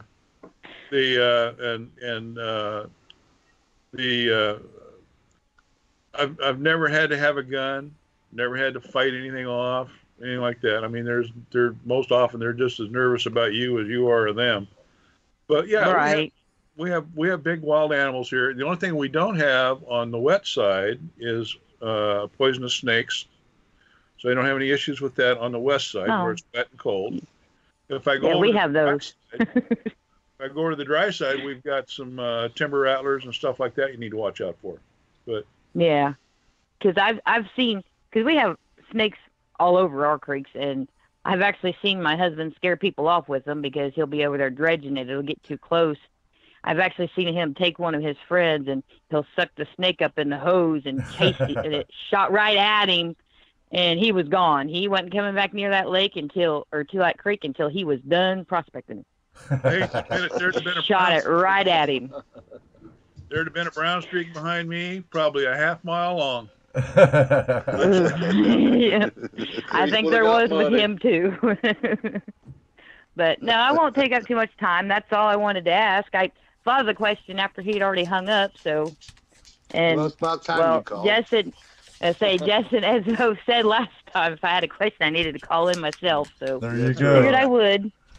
Well, I'm glad you did. So, well, thank you so much. You guys are doing an awesome job on the show, and I'll talk to you guys later. Thank you. All right. Good Bye. night. Yes, so I think education is going to be our biggest weapon. I think the more people that we can educate as to what we do. I have a grandson who's taken environmental studies, so I've been talking to him about it because I said, I hope you're not going to turn into one of those environmentalist dudes. So I'll try not to, Grandpa. I said, well, when you have questions, come ask me. I'll set you straight. I grew up in a company that was a forest products company. We cut timber, and I worked in research and development, and I worked in engineering, and I did a bunch of work in there. And I made my living cutting trees, planting trees, making paper, that kind of thing. So I am not a tree hugger. So I went to a local college here that had a program going on for my granddaughter, and she invited me. It was one of these special kinds of things to go to. And I was really disappointed in the state of Washington to listen to somebody stand up there and say how bad it was to cut a tree down. and my biggest problem was, what do you wipe your butt with when you're in the bathroom? It's not eucalyptus, everything's either mined or grown. That's right. Everything is either mined or grown. And if they don't get it from us, which is one of the most environmentally conscious countries in the world, they have to get it from somewhere else. That doesn't care about the environment. Right. I told a kid one day. I sometimes think we just overdo we overdo some of this, and now I'm not willing to completely pollute the whole damn atmosphere, because I think we need to do that in order to have that kind of stuff. But I'm also don't think you could anyways. and I don't want to be naive enough to think we don't need to do some of it. Right. So you need to have the rules in place and follow them and stick with what you got to do, but you not need to be way outlying outside the borders with all this. So right. You don't need to be going to some desert monuments and knocking over boulders because they're there. That's ridiculous. Yeah. Right. You don't need to go tear down a whole. Oops. Oh, we just lost him, I think.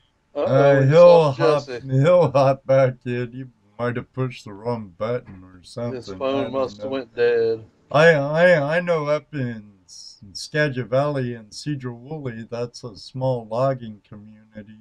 Uh-huh. A lot of my friends were loggers, and I had some minor friends, and people that live off the land tend to take care of the land, and they're real conservationists. What we don't like are those preservationists. Like I went to school at Skagit Valley College for environmental conservation. Mm-hmm. And I don't think my teacher liked me very much, because they were teaching more environmental preservation than true conservation. And me and him bumped heads a few times on that stuff. He'd say, you could use this in your degree in mining and logging and this and that.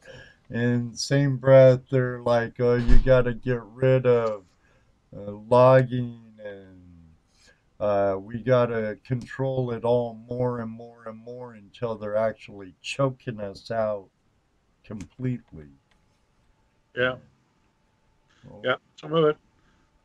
You can go overboard on this stuff either direction, and you need to be careful about what you're doing. Oh, exactly.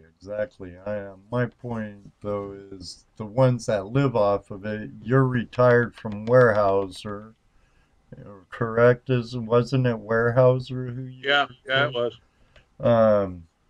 Which I know down on your part of the state, they own mass amount of the wood land. up where I was from, it was Crown Pacific and paper or Scott paper and stuff like that, other than Weyerhaeuser. But everyone I knew that worked out in the bush, living off the land, uh, they tend to always took care of it better than anyone else. And it just kind of irked me when I was going to school, in a valley created from logging and mining, a lot of it logging. They were actually teaching that stuff. And it just kind of irked me. Yep, I can understand. Yeah, no, it's been and it's been eye opening for me because for a long time, my business was manufacturing and that part of it. So it was easy to get enamored with the details of what I was doing and losing track of some of the other stuff. But we always circle back to that conservation thing and being and understanding that that's how you make your living. You need to take care of it. That's right. That's right. If we don't, then we lose it. Yeah. And this small scale mining isn't any different. I mean, if we've got some club members who actually do make a living with it, with they're retired, so they supplement their income with the mining, and they all understand the fact that what we do has an impact. We need to be careful about how we impact it, and most everything that we do is de minimis. It has little to no impact at all. I mean, even when you look downstream from a mining operation, from a small scale mining operation, there's very little impact on the creek, very little. I had a question from American Gold Prospectors. They're in New England. I believe he's from Massachusetts. Wonder if he's still here. But Jesse's phone died. Oh. He should know better to have everything charged up on these nights.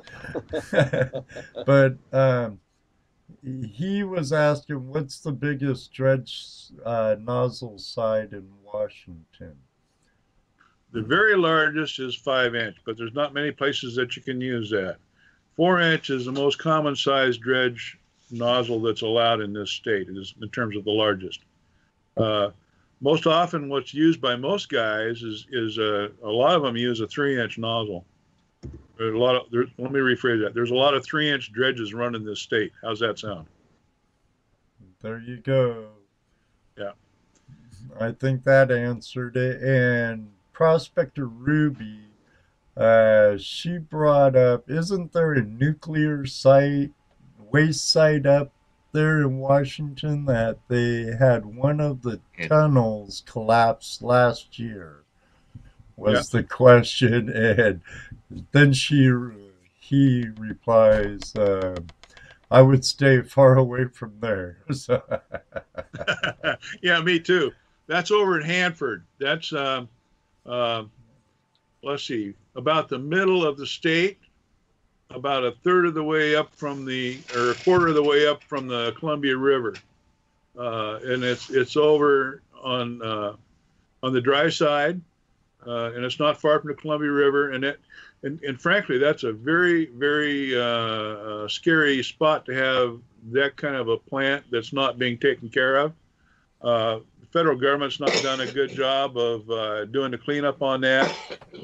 The state's has made some efforts to try and clean some of it up in terms of by requiring federal folks to meet federal law. But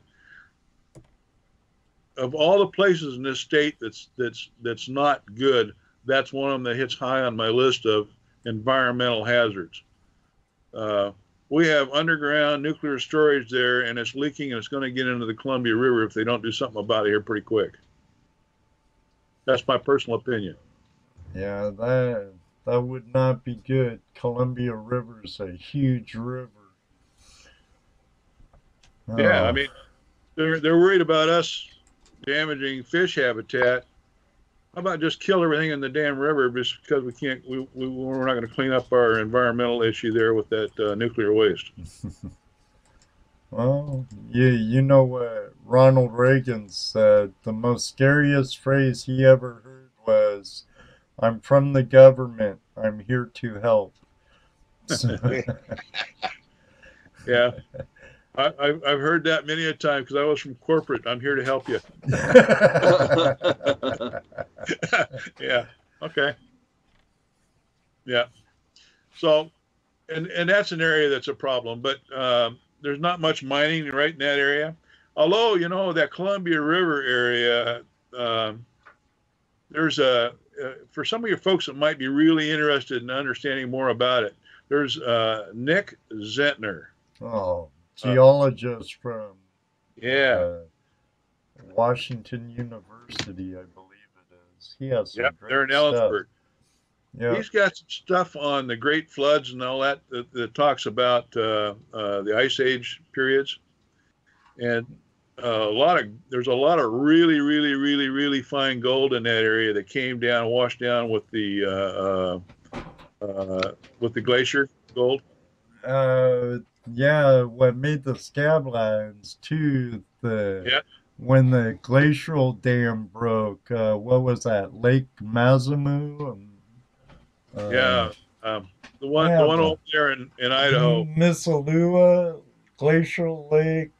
Yeah, Missoula. Missoula. Yeah, I have a book on it right here. Yeah. Oh, his videos are awesome. Well, that would be a fun one to go look up. But what I was getting at is that there's a fair amount of fine gold in the Columbia River that's set up just about like it is out on the beach. You know, there's not much public land over there. There's a lot of private land, but there's another area that is, you know, that you could go in and do a little bit of work with a gold cube and maybe find some pretty decent gold. Yeah, I've heard a lot of those old beaches that like the Chinese worked along the Columbia are now underwater due to dams and stuff. So, boy, I wish I could remember half of what I used to about our state. and my biggest problem is I'm running out of time. I can't get to all those places. Oh yeah, never enough time. Yeah, well, I'm not a firm believer in leaving gold to find gold either. So, well, true. There were a lot of stampeders that were though, and while they were on their way to Alaska, that's how a lot of the gold got discovered in Washington. Yeah, the first gold found in Washington, the first gold rush was really up at Liberty. And that was like in the 1880s, 1890s, right in there. Yeah, and Liberty's a still functioning mining community. Yes, it is. Matter of fact, the first place I ever mined was right there on Williams Creek. We had a 10-foot by 10-foot by 10-foot pit, and we'd haul the gravel up out of the bottom of that thing, and we had some 6-inch logs standing up on end, buried in the ground, and we had a old Datsun pickup bed laying in there at an angle. And then down in the corner of that bed was a hole that dropped off into the grizzly box and an 18-foot long sluice. And we used to pull about an ounce a year out of there, somewhere like that. Just working weekends. Working old Tertiary channel there. Yeah. I've seen some beautiful gold come out of that area. Yeah, it was all wire gold. Yeah, unfortunately, none of it was mine. Oh. I haven't been able to work much of that area.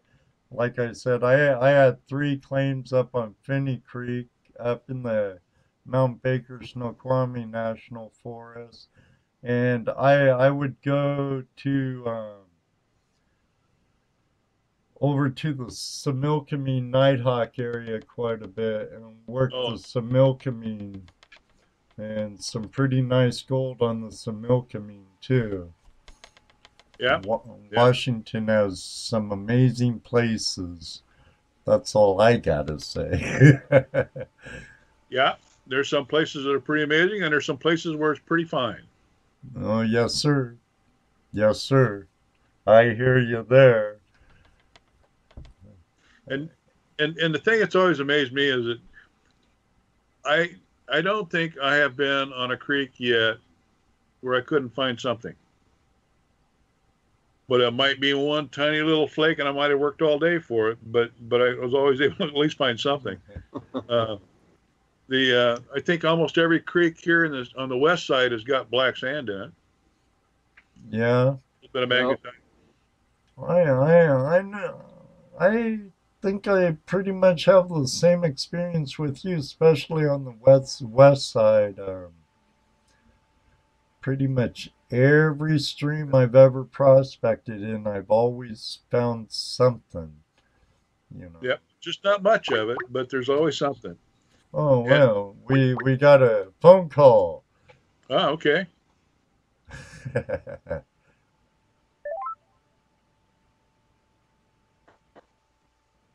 Are you there, Jesse?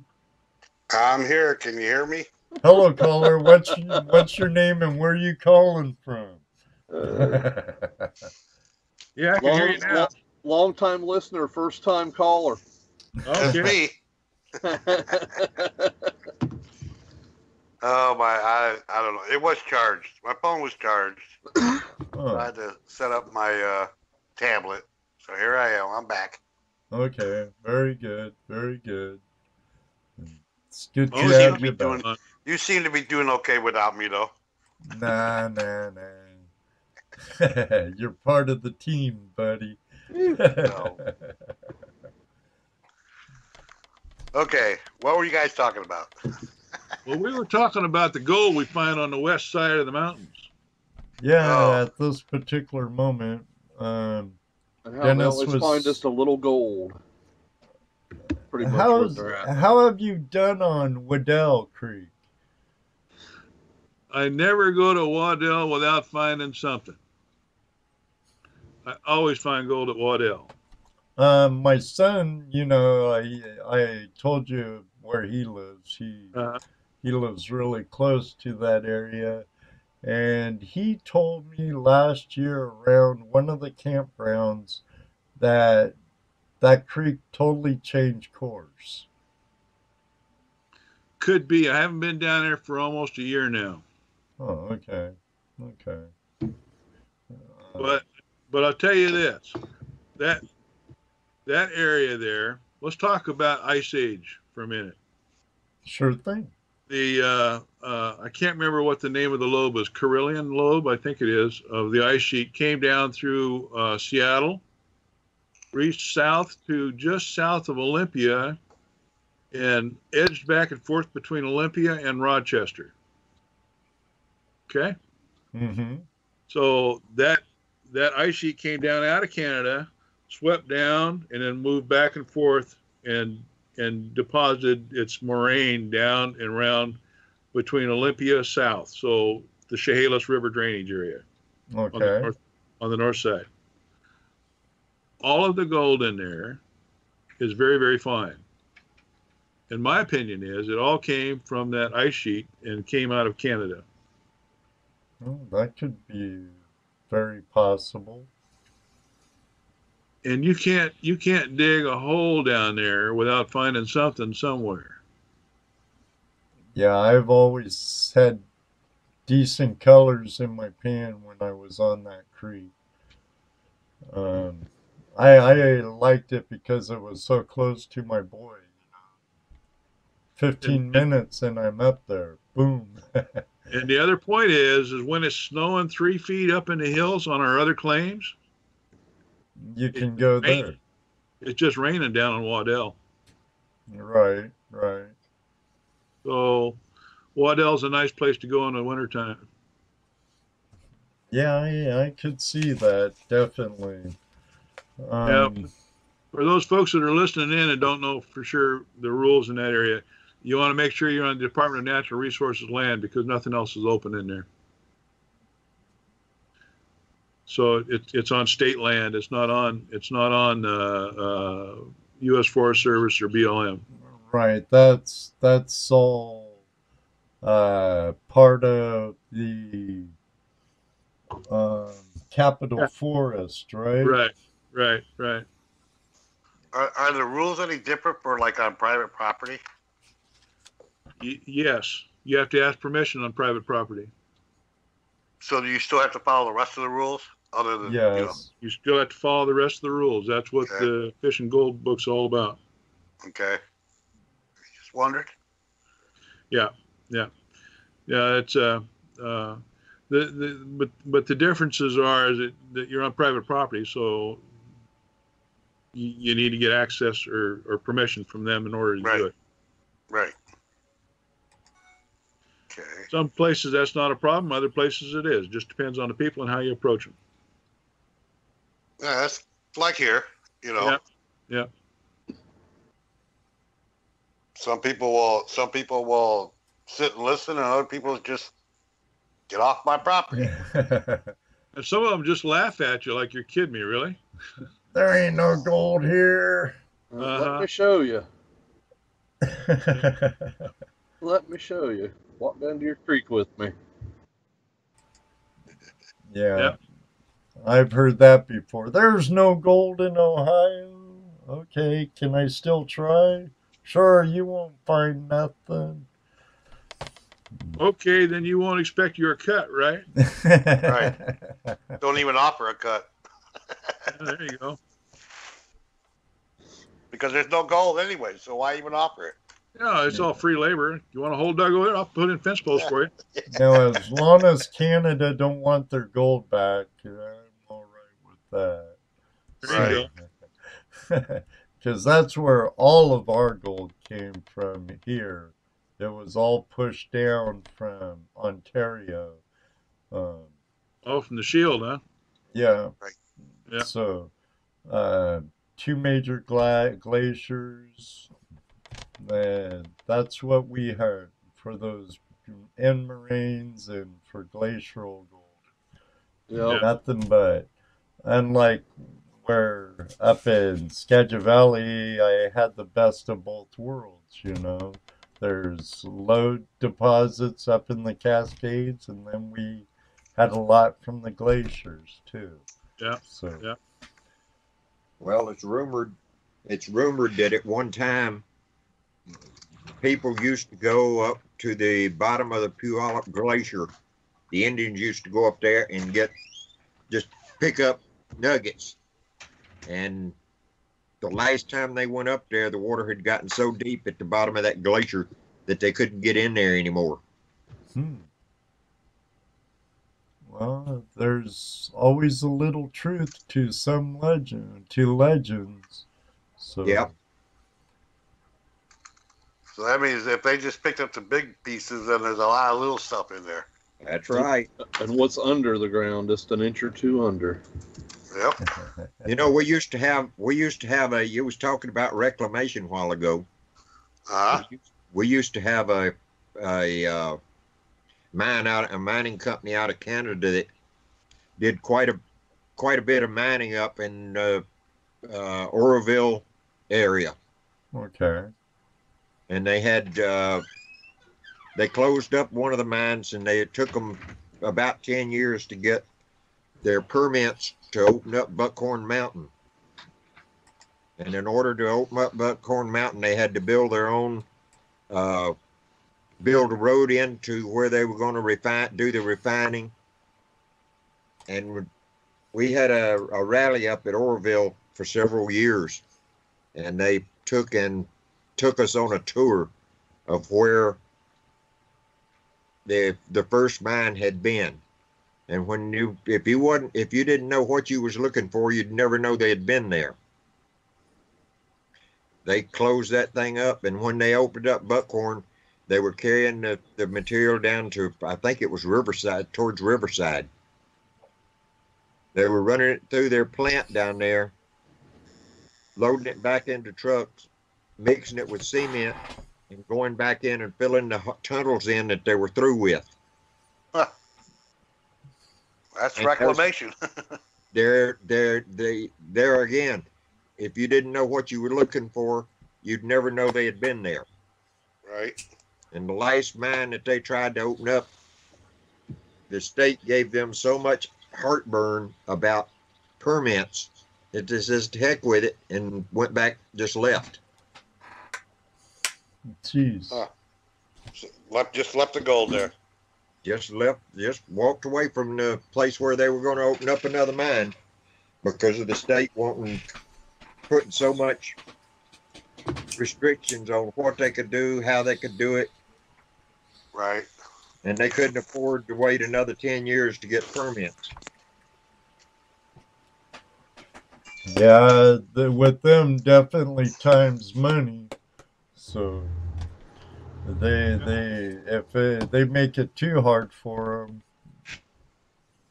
Well, at least it was a Canadian company and not a Washington company. So now my computer just went down. Oh, gee whiz. Murphy kicked your butt. You're Man. having a good night with that. We have a little ongoing joke here, guys, about Murphy. You know Murphy's Law? Yep. He was not. He's a permanent resident here at Flash in Your Pan and Tuesday Night Hangout Live. It's even going all the way up to Toledo. Yeah. He don't like staying in his closet, does he? I guess not. It's as bad as a redheaded stepchild, I tell you. Well, there you go. Little gingers. Well, let me get in my last commercial obligation, get it taken care of and out of the way, and hopefully we'll talk some more listeners into calling in and putting this number to use. Make All it right. worth the money we're paying for it. Maybe I'll get my computer back up by the time you get back. Okay, well, you have about 60 seconds, if that, brother. So we'll be right back. Adventure, mystery, discovery. Gold panning is more than a search for beautiful rocks. Panning is a journey that can take you to amazing new places all around the world. It is an experience for all ages, bringing families closer together and fulfilling a spark of excitement when life has grown too dull. The Gold Claw pan makes it easier to take part in the journey than ever before. This expertly designed pan is made for any skill level and any age. All you need is an explorer's heart and the passion for discovery. Begin your family's gold story now. Order your Gold Claw today and see where the adventure takes you.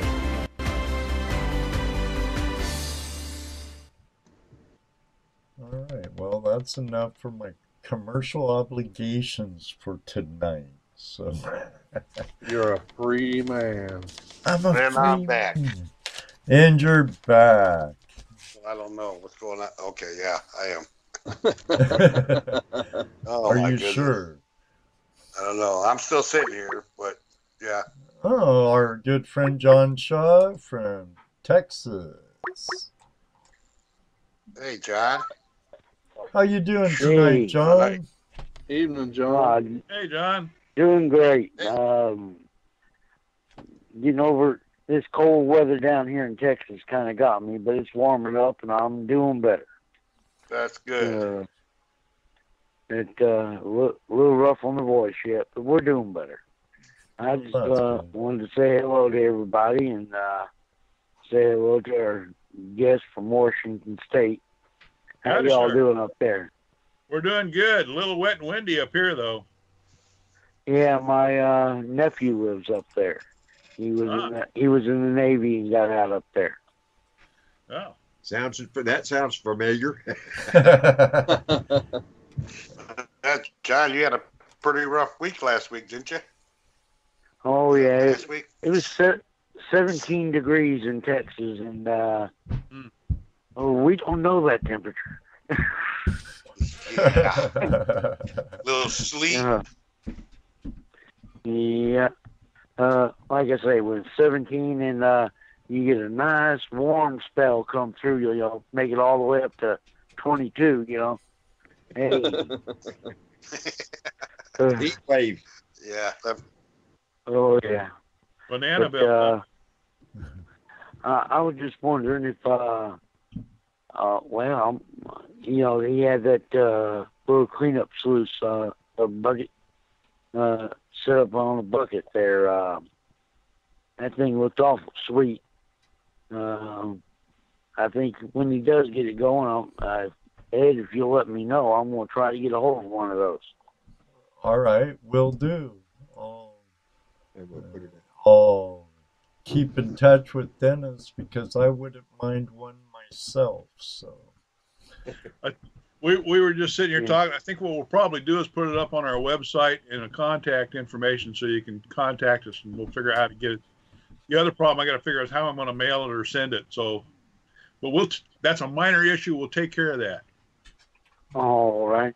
And the other thing is, I noticed on your membership, that's not a bad deal at all either for your group. No. I was just over there at the site. Y'all ever take on members that probably won't ever get up there, but wouldn't mind supporting y'all? We'd be happy to do that. We had a member in Germany one time. All right. And I got two members, I think, in Connecticut and one in Florida, and folks all up and down the West Coast and up in Canada. So yeah, we'd appreciate the help. All right, no problem. I'll look into that. I'm a disabled veteran myself. I'll look into it when it comes payday. Well, thank you for your service. Thank you for your service, man. Oh, no problem. And if you ever get up this way, I'll tell you what. This is a family thing. Your boy up here? Well, like I say, my nephew's up there. Yeah. All right. And if you wanted to do it that way, we could get his name on there as a member. Okay. Does he prospect at all, John? I'm not sure whether he does or not. I know he's into cars. Well, he's not a prospect. If he had a membership, I can probably talk him into it because I talked him into going in the military. So. Well, there you go. Well, you get up here to see him, and you can look us up. All right, I'll sure do that. We'll take you out and show you some gold. Sounds like a winner to me. All right. Y'all have yourself a great evening.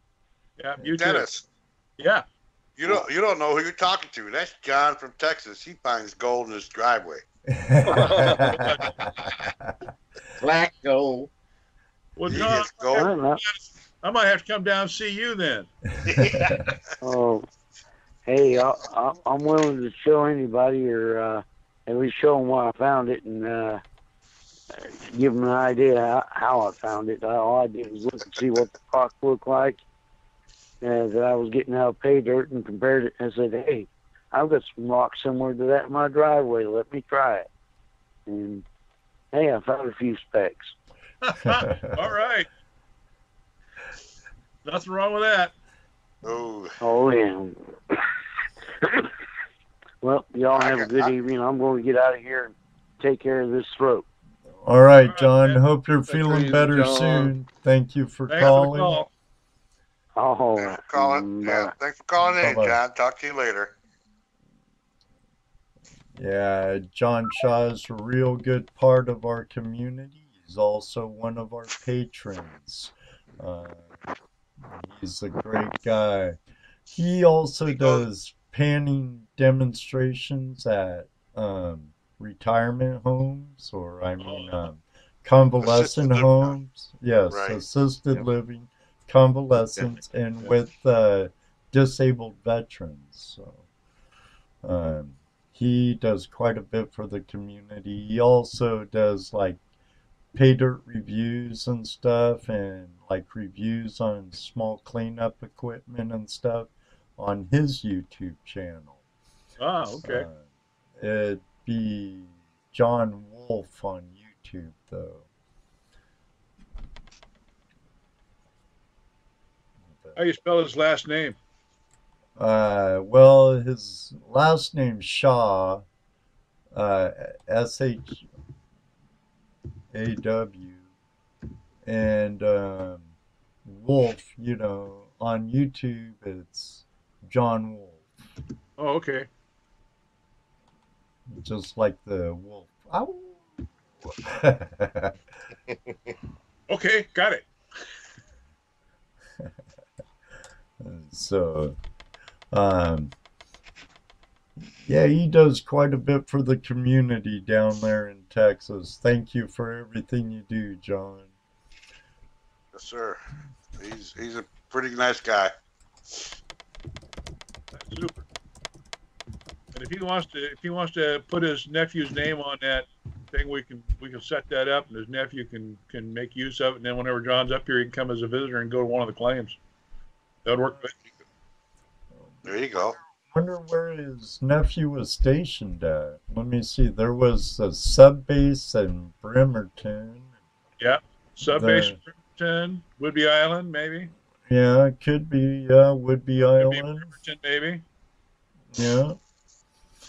So, a lot of bases up there. Yeah. I'm trying to remember where all the naval bases are, though. I know Fort Lewis is Army, right? Yeah. I think that's where Thomas was stationed at. Oh, he's up in Seattle. His nephew's in Seattle. Right. We have another viewer from Indiana who spent a spell up at Camp Lewis. Our buddy Thomas is another veteran.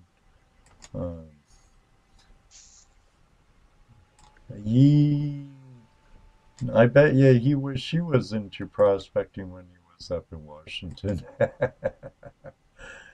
You always come back and do a little bit of it here. Yeah. Like I told you earlier, I'm working hard on getting back there sometime this spring. I wanted to go back in March, but apparently they're saying a rental car would be about impossible to get from the PDX because of spring break and skiers and stuff coming in to Ski Hood and Bachelor and whatnot. So, well, you fly into Portland? Yeah, because my mom's in Vancouver, so I'd fly into Portland. And isn't SeaTac like an hour and a half from Olympia? No, SeaTac is very close to Olympia. It's probably an hour's drive south, depending on traffic. Okay.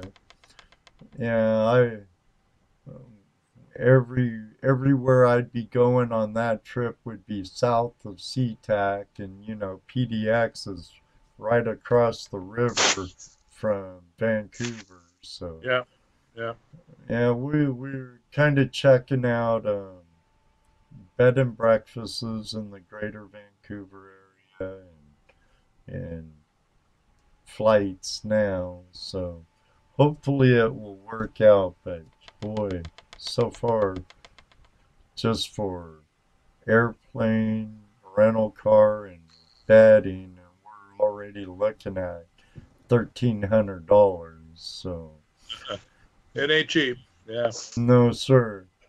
But I haven't better seen start hitting them side jobs. Yeah. Lots of side jobs then. There's a reason why I work for a general contractor now. It's a lot less stressful. Yeah, man. No. Well, you know Justin Carr too, don't you, Ed? Yeah. Well, you have a standing invitation, I think, to go up to the Skate Creek mining district. Right. He's invited me up there, him and Kai, which Kai is down in your neck of the woods. He's south of Scott Lake. Yeah. Yeah. But that right now, I think there's about 10 foot of snow up there right now in that area. Oh, I believe it. You know, that I wouldn't want to be driving around Dead Horse Curve right now. No, You actually, you couldn't even get past Early Winter's Pass. It's closed down on Highway 20. So, right there at Ruby Arm on Ross Lake, boom, they'll shut that gate down. Avalanches, terrible area for avalanches. That used to be not too far from my old neck of the woods when I lived up in the Lyman Hamilton area, in between Cedar Woolley and Concrete. Oh, yeah. So. Yeah. So you have to figure out a plan to get out of here in the fall before the snow falls in order to get up there. Oh, definitely. I've worked up in that area when I belonged to Washington State Prospectors Mining Association. It was nice though, because Finney Creek has some pretty good color. It's pretty claimed up. I know the guys that had the 3 claims below us, as soon as we dropped ours, they picked them up. Boom, boom. Oh, yeah. Yeah, but I know them, and they're from Fildago Island, and I know how to get a hold of them. So I believe 2 of them live in, well, 1 lives in Bremerton, 2 lives in Anacortes, and I still have their contact information. So if I ever even want to work on my old claim, I probably could. Oh, But, oh yeah, I wouldn't mind getting up there with Justin. You know, that's some beautiful area with the rich gold history. Yeah, that's the one of the things that's going on here in the state right now is that a lot of the mining districts are reforming. And that was the Skate Creek Mining District was one of the first ones to form up or actually reform in the state, and they had a big impact on the federal law when they were trying to set aside the Methau Valley area up there. So the mining districts is another route for us to help control some of this control that is being they're trying to push back on us. So that's another area that's of interest to some of us out here. By any chance, did Kirby Jackson help at all with starting to reform the mining districts up there? I don't know if Kirby had a lot to do with it, other than he had some information that was used for some of it, but I'm not sure that he was the one that was active and actually doing the work, because the ones that did the work were the guys that actually, see, we reformed Blewett Mining District just last year. A lot of research work trying to find that and put it together. MMAC, which is an organization out of, I think they're located in California, has kind of been leading that, and Harns, Scott Harns from ICMJ is another one that's been pushing that. So it's been all up and down the West Coast, a lot of mining districts being reformed. Yeah, I knew Kirby was really active with reforming the districts in Oregon. And they were very successful. I think EOMA, Eastern Oregon Mining District, that's one. Tolo. And there was one down in Medford area. What was the name of that one? It's been around forever, and I can't remember. Oh, brain fart. I've forgotten what it's called. But anyway, yeah, it's been there for quite a while, and that one's been very active. So the mining districts is another route for us to help control some of this stuff by becoming a federal entity. So once the laws are passed in Washington, D.C. to formally recognize the reformed mining districts, will have a big impact on a lot of that too. Yeah, and when you brought up MMAC, that's Minerals and Mining Advocacy Council. Yeah. They're doing a lot of work too. There's a lot of folks out there pulling strings trying to make this come together. So, right, and a lot of people, you know, Shannon Poe's really done a lot with AMRA, but there's Resource Coalition, which is a Washington State organization that fights hard. There's MMAC, and there's WWATS out of Colorado, that they're in the same dogfight. You know, we all have a dog in this fight, and they're all part of it, and they all contribute. I'm looking through my multiple websites on mining and stuff, and I thought I'm having a terrible brain fart on that district down south in Southwest Oregon myself, and even it's Gulese Mining District. Gulese, you're right there. Yeah. I knew if it thought long enough it'd come. Then there's like, oh, quit laughing at me. Jeez. Over in like the Blue Mountains in eastern Oregon, it's really the Tolu Mining District, I think it is. Yeah, and there's been a couple more formed in the last 2 years, I think, that I've lost track of. I can't keep up with all of it, but yeah, but anyway, for folks listening in, those are other routes to support and help. That's what I was trying to get to. Right. And under the laws of a district, the people that form the district has the majority of say in the regulations within the district, from what I understand. And it depends too on the bylaws written for the district. I helped write the bylaws for the Blewett Mining District, and I think we've got a pretty good set of bylaws to work from. It's been used as a model for a couple of other districts that have been reforming. But the thing is that none of the districts were ever outlawed or closed. Most of them went into disuse, which means that they still exist. They just aren't active. So by reactivating them, you reform a federal organization. And in this part of the country, there were only two entities here before the state came, and one of them was a mining district, and the other one was the tribes. Right. So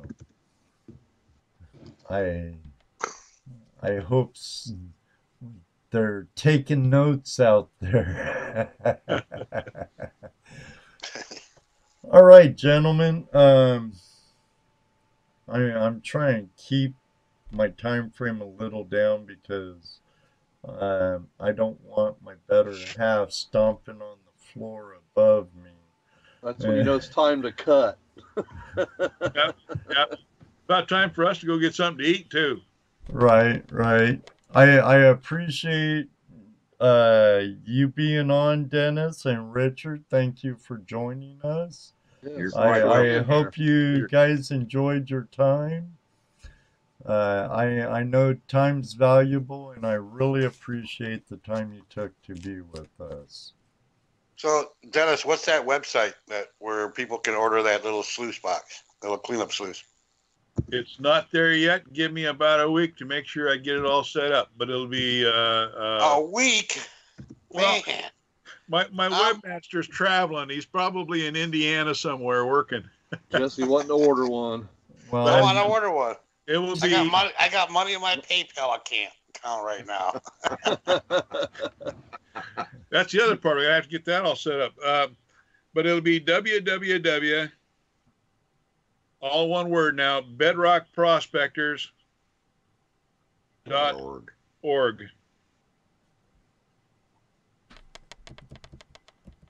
And you can take a look at our website and look at some of the pictures, and you'll see some of our ugly faces on the website in the picture. Just about every page on there's got a button that says pictures.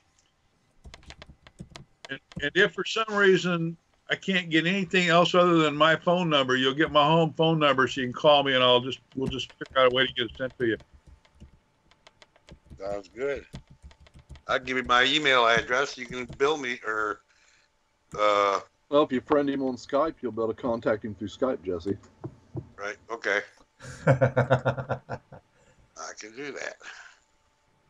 And remember, I'm a novice on Skype. This is only my second time ever using it, so it kind of worked okay, but it's really not too bad, is it? It works really good. Okay, Yeah. that link should be good that time. So you need to put the HTTP and stuff in front of it for it to make a live link. I just found that out, Jesse. So, and anybody that's listening, don't forget we're going to have a gold show in October this year. Oh yeah, we didn't even get to that. Our gold show, our big one, is scheduled at the event center here in Puyallup. It is one of the premier locations in this state for this kind of stuff. We have I've got booths open for rental if somebody wants a booth, but it's all about kids. Half the money goes to Toys for Tots, the other half goes to Resources Coalition. The club's not looking to make a lot of money. All we want to do is break even on what we're renting down there. We will have gold equipment. We'll have this little product I just showed you. We'll have a gold pan starting kit with the panning gravels that we're putting together for that. We'll have scavenger hunts for the kids. We'll have coin scrambles. We've got all kinds of stuff going on. So it's a 2-day affair in October, the 20th, 21st. Well, when it gets close to that time, let me know, Dennis, and I'll be sure bring it up during the show. All right, man, I'll do that. Outstanding. Or you could always, call in yourself too. Yeah. That's true. That's true. That's true. And a special call-in guest. And I know 3 of those already sold right now, Dennis. So when you let me know, better tell Mike to get on the ball. I got to tell my assemblyman we got to kick it up a notch. They're not gonna believe us. We made sales. Gonna put that brake to use. All right, guys. Thank you very much for joining us again, gentlemen. It's been a pleasure, and hopefully we'll get out there one of these days, or maybe you can get here one of these days. That'd be great to get come out to our there, gold rush and look at our gold. You'll laugh at us and go home. What ticked me off about the Gold Rush program was that they made the rest of the small scale miners look like a bunch of idiots. I agree. That's one of my views. I think they've done us more harm than any good. Well, that's what I was saying. That's what I was saying earlier. That the shows are all well and good, but they just don't. They don't show us in a very good light. Yeah, well, that first year, they should have had all that equipment set up in about 2 weeks, and it took them a whole season to do it, and then they still weren't finished with it. Well, don't forget, I said it's the History Channel. They got to have their drama. It is television after all, right? Right. People like drama. Drama sells. Unfortunately, it makes all of us look bad, I believe. Now, I did like Devil's Canyon. That was more of a small scale type thing than like Gold Rush or Bering Sea Gold and stuff like that. Right. Devil's Canyon was another Discovery Channel show. And I don't know if you saw it or not, Dennis or Richard. Nope, I never heard of that one. Actually, Sluice Goose was in that one. And they had to go in the bush of Canada. Into Devil's Canyon, wasn't it? Well, yeah, but that's not the real name and stuff. A Devil's Canyon. You're right. And they had to survive out there while they hunted for gold. And it was all prospecting and small equipment, high bankers. So, high bankers or a little sluice contraption that one of our guest prospectors, John Bilchek, he made his own sluice out of wood and bark and stuff. So it was pretty interesting. I'm sure you could go to the Discovery Channel and look for some clips of Devil's Canyon. Okay, but out of all the shows, I can hear their stomachs growling. Yeah, out of all the shows, I think it puts us in the best light. But again, thank you again for joining us. And anything else, guys? No, I'm good. I think that's pretty much it. Their hunger's growing. Their hunger's I can hear their stomach growling over there. Yeah, and before my alarm clock goes off above me, I guess we'll conclude this episode of Tuesday Night Hangout Live. So until then, everybody, may you always have a flash in your pan. And you know what he says. Thank you for having us on. Thank you for having us on. You're more than welcome. It was our pleasure. It was our pleasure. Maybe one day, too, we'll all see you guys on the river. Good night, everybody. Good night, folks. Good night, Ed. Good night, Dano. Good night, Jesse. Good night, Ed. Good night. Can you get me a glass of water? Get your own. Good night, everyone.